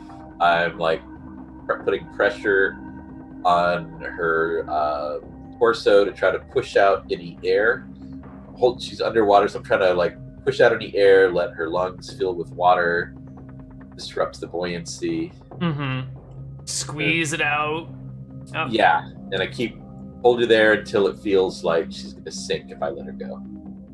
Her lungs fill with water to the point that you feel like she'll probably sink. And if with the I currents let her go, she start to sink. Yeah, and with the currents and tides here, if she's not heavily weighted down, she'll probably drift somewhere. That's fine, just as if she'd normally drown.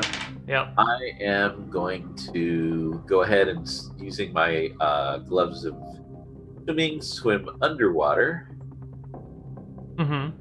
How far will you allow me to swim underwater? You can go 30 feet per round. 30 feet, and then you can dash for another 30, and then you can cunning action for another 30. Gloves of Silver and climbing, you can move at walking speed. So you can go 90 feet in 6 seconds. You can swim at incredible rates. Yeah, I'm gonna Phelps this thing here. So 18 squares. These are 5-foot squares. Mm-hmm.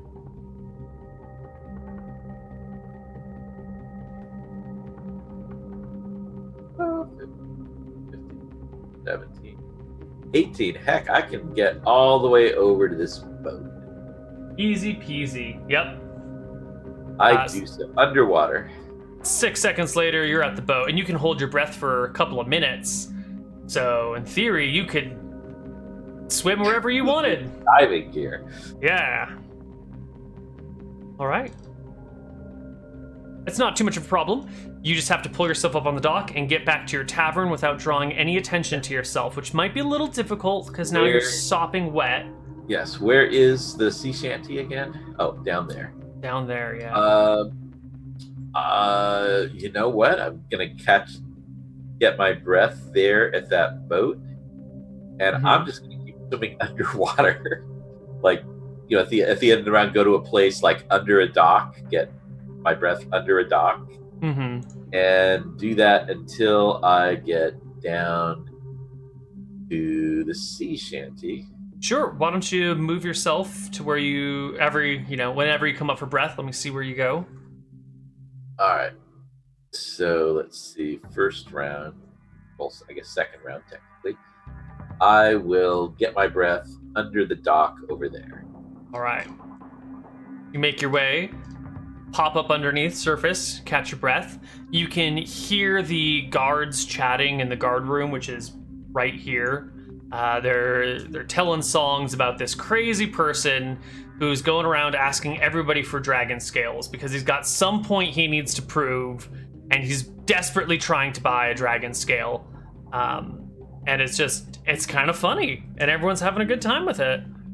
The guards are talking about making paper mache dragon scales to try and sell him in the morning. All right, I will swim next to under this dock and catch my breath. All right, you get to the next dock. Totally fine. Reginald Silver is not here. He's dead and off in the water somewhere else. From this dock, it's super empty, super quiet. You can maybe hear a little bit of the music coming from the tavern over here, but it's late, and so I guess it's not music. It's just a few voices drifting through the open windows. Old sea dogs exchanging stories. I'm going to stealth my way. You know what? Fuck that. Remember the old talkative sea dog that I talked to the first time, and I carefully studied his voice? Yeah. I'm going to, I'll kind of stealthily get out from under the dock and onto the road here. Give me a perception check while you do so.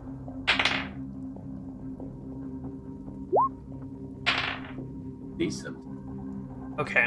So you will, as you're popping up, you'll see that there's a guard down the ways. Maybe 100 feet or so. As you're starting to pull yourself up, you look left, you look right, right across the street. Yeah.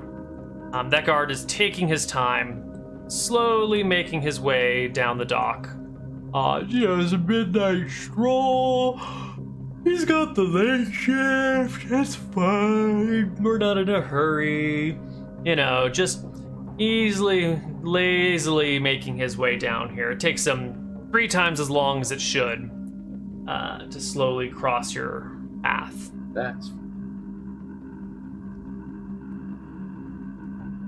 Yeah, and eventually he makes his way down and disappears. All right. Then I will try to stealthily get up onto the dock. Once I'm on the dock, which direction is the moon? Where is shadow from the full moon? The moon is basically overhead right now. It's been a few Bye. hours after the sun Okay. has gone down, and it's almost full, so it's on the exact opposite side of the Earth as the sun. So it's basically overhead. If I get over here, is there any shadow at all from the house? About as much as the map is showing right now. It's pretty minor. All right. Well, I will hug that shadow, and in case, I'll walk over there normally. Mm-hmm.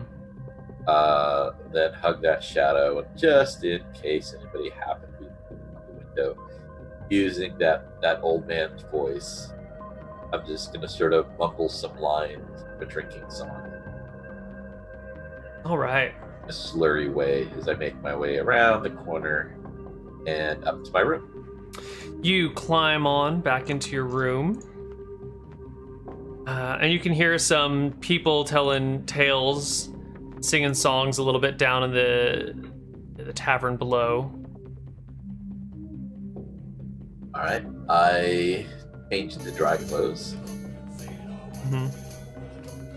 dry myself up, dry my hair, dry everything, so that should I need to rush out and be a concerned onlooker, if there is, big, I'm clear. I carefully clean the brass knuckles. They seem to have already been pretty cleaned by the swim, Yeah. but you can polish them up. All right, yeah, just making sure there's no blood or Mm-hmm. bit of Reginald on them or something. Nice.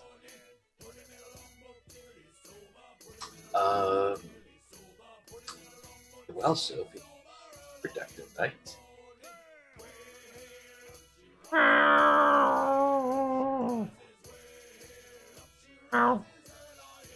I will sleep lightly. First I'm gonna bar my door. And is there a particularly heavy piece of furniture to block it with, just in case I should need it? Can't imagine that I would, barring divination, but let's see.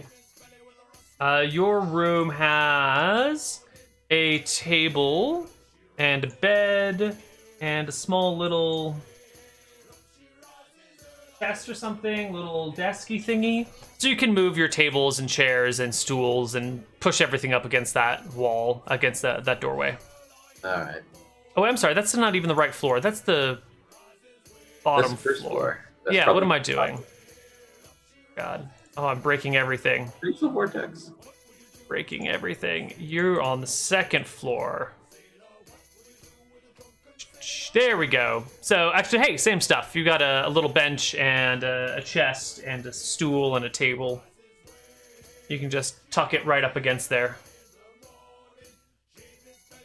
All right, so I'll angle it kind of under things best I can, just to give myself hopefully some time. And I make sure I'm lifting things, not dragging them, not making noise. Right. And is there any way to even, is there a door knob, or is it just like bar?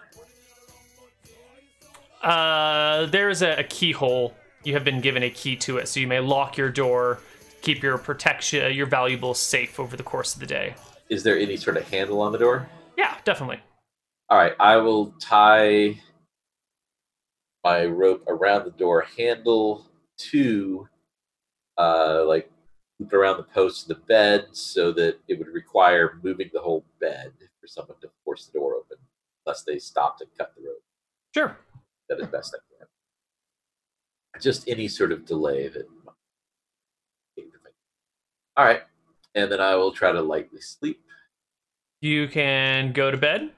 You'll wake up the next day kind of tired. You didn't sleep really the night before and got kind of a half-day sleep, and then you were up late again and wet and cold and the adrenaline rushing, a little hard to get to sleep. So you wake up tired but round. All right. I guess it's nice that I have the extra sack. My armor is probably still wet. I will put the wet armor into the burlap sack. Double that up since it was a person-sized sack as best I can. Then put that sack into my backpack with clothes around it. So, I mean, does it seem that this is not going to? I'm not going to be walking up the stairs to the upper city with water dripping out of my. Right. You've got a bunch of wet stuff. It might take a... Double bagged it, and I'm Yeah. putting clothing. Yeah, it'll probably not drip, and if it does, I mean, you're coming down from the docks, it's wet down there. All right. Might not draw that much attention.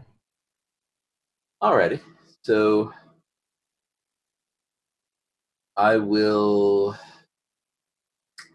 I've been dressed as lower class people.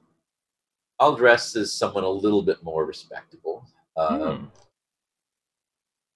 Maybe try to look like a traveling merchant who maybe just came off a ship and has sort of his traveling bag here. And it's time to check out. Well, I guess you know what? Not yet. I should survey things here first. So I'll go down to breakfast. At the tavern up it built into the wall, built into the cliff. No, here I do want to hear what people are saying. I should get a feel for things here, so in case I need to correct things. Sure. You're listening and waiting, and no one really seems to be saying anything about Reginald. At least not yet. Not in the morning. Okay, so nobody else saw me. There wasn't any alarm raised. Doesn't seem to be any alarm raised. At least none that the common people are aware of. Oh. All right. I'm gonna spend. It'll take a day, that I'm sure, before people realize these. Point. So, given that I'm freaking Aquaman, except not having fish friends, which is basically as powerful as Aquaman, I will go do some fishing down by the docks, and this will be sort of how I'll pass this day, listening for information and things. And you know what? The dock down by the guard shack seems like a great place to overhear things. Sure. You listen, and overhear nothing of interest at all. Like, there's no talk of Reginald, there's no talk of a murder, there's no talk of missing people. Life is going on as usual.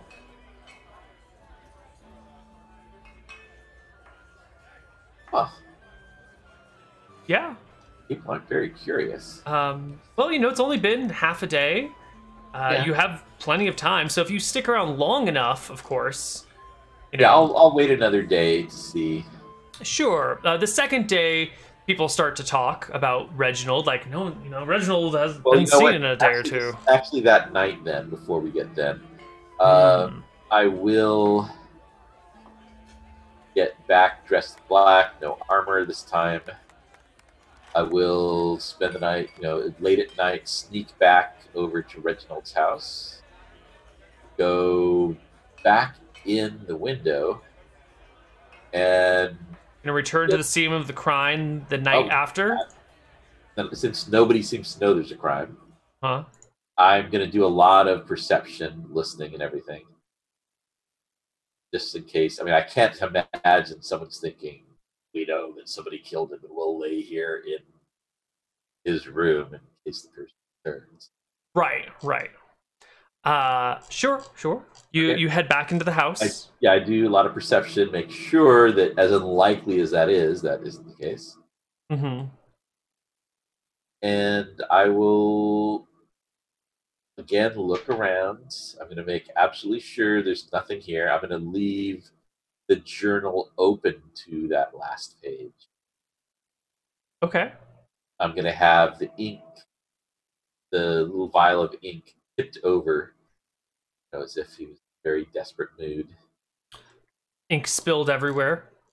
Sure. Yes. So I'll do another perception check just to make sure there's nothing incriminating. God damn. Yeah, it's fine. It's fine. Don't worry about it. All right. And in that case, then I'm gonna leave, and I never did lock his door. I'll leave his door a bit, as if not like enough that someone might notice it, but someone might not. Mm-hmm. Has it been that way for a day? Sure. No, but just so someone might notice it, but not know if it's been like that for a while. Mm-hmm. Sure. And well, you can wait at a tavern and listen, and you'll hear people start to question the disappearance of him and where did he go? You know, he hasn't been seen in a day. Yeah, the mermaid's blush or mermaid's kiss is where I'll go. Yeah. You definitely overhear the chatter of this prominent figure hasn't been seen in a few days, and I don't know, he's probably went home. I don't keep tabs on him. It's fine, whatever, right. you know. So at the mermaid's kiss, I want to find out the name of the woman he was. You can describe her, saying you've seen her down in the tavern before. Her name is Raven, and she is one of the working women here. All right, once I get that, I'm going to again change my appearance a bit. Go back to the sea shanty. Mm-hmm. And when conversation turns to, where's Sir Reginald? Mm-hmm. I'll join in with, from what I heard, maybe he's just spending some extra time with Raven. Give a little touch. What do you mean? People lean in. Some people have been saying that there's this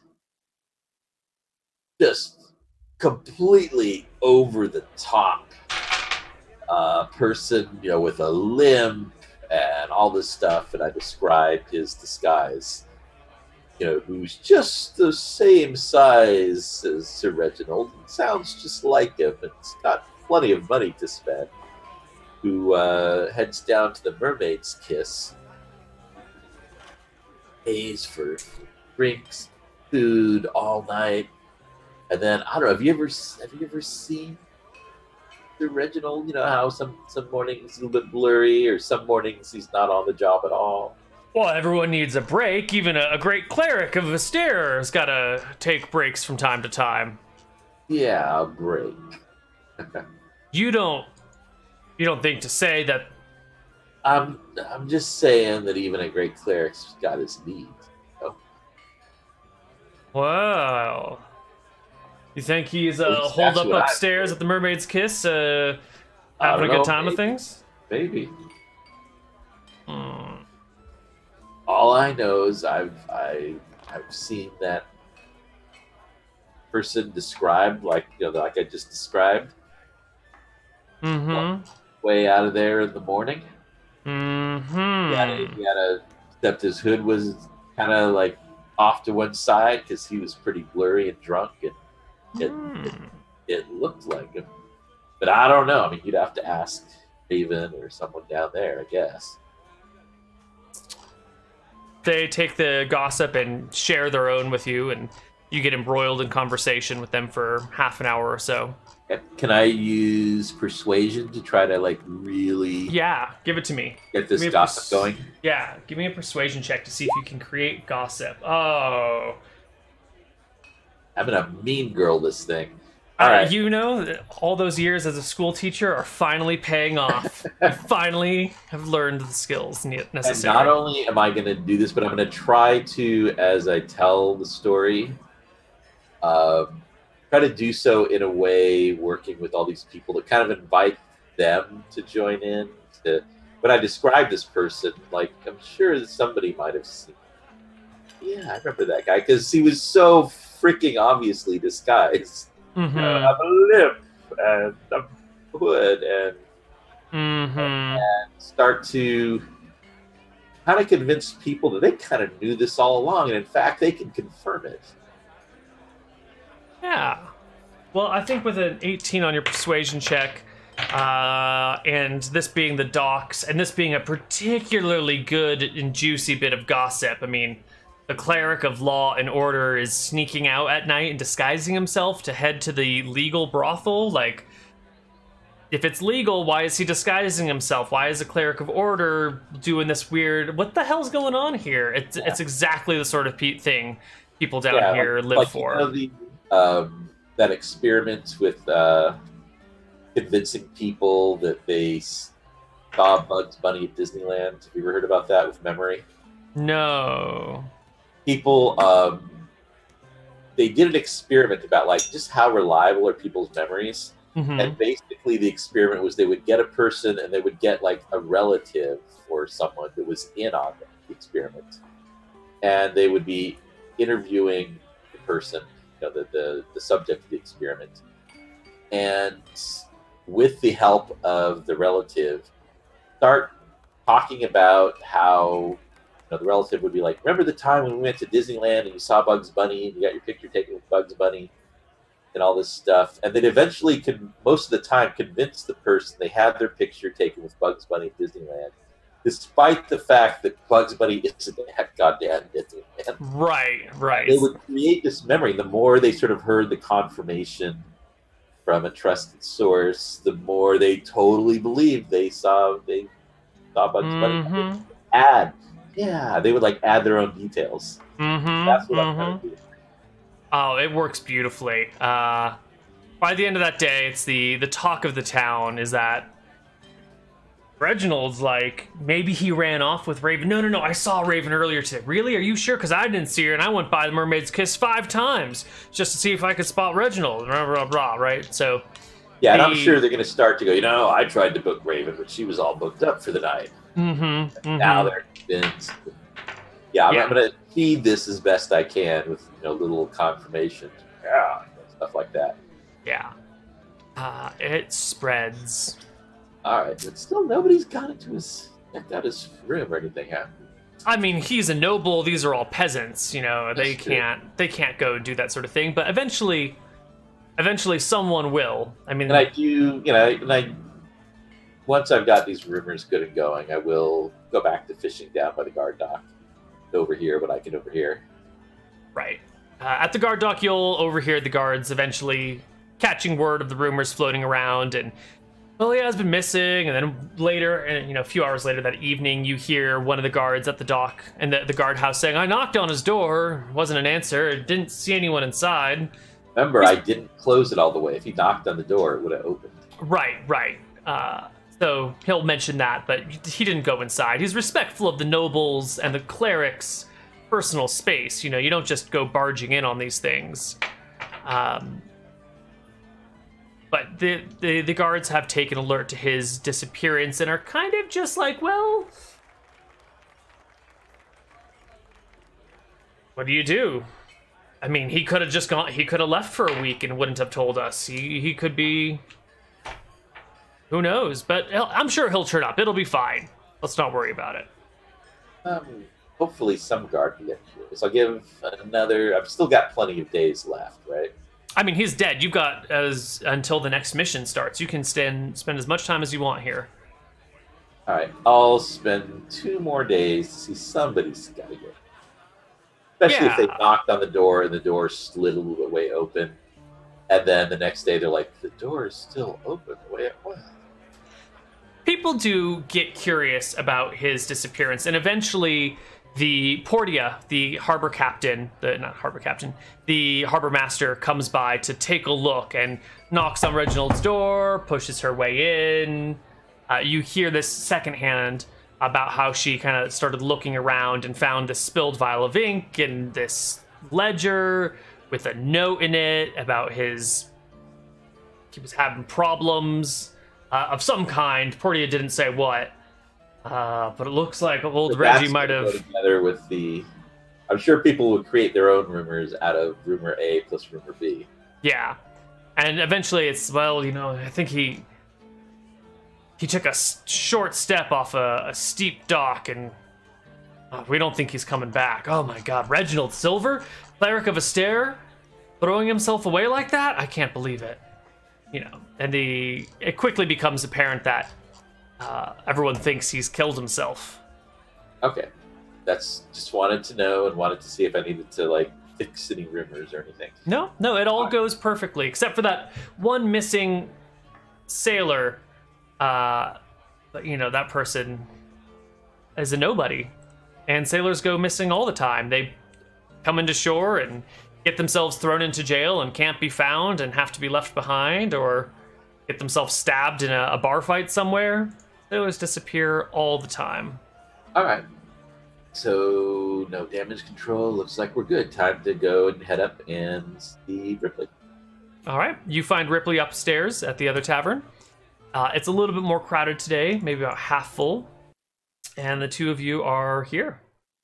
All right. Oh, and I do, you know, find some kids in the dock, buy another fish. You buy fish for your cat. I'm keeping Sophie well taken care of. She continues to survive for now. Yes. For now. Thrive is what I'm looking for. And I'll, you know, sit down and get a drink and then wait for Ripley to be done with her set or whatever she's doing. Yeah, it takes a little while. She doesn't want to draw attention. So you wait quite a bit until she comes over and joins you and says, wonderful day we're having today, isn't it? Yes, there's so much juicy gossip down at the docks. I don't know if you get it up here. We don't. What's the word down there? They say that good Reginald Silver disappeared. Whatever's the appropriate number of nights ago. Right. No one had seen him.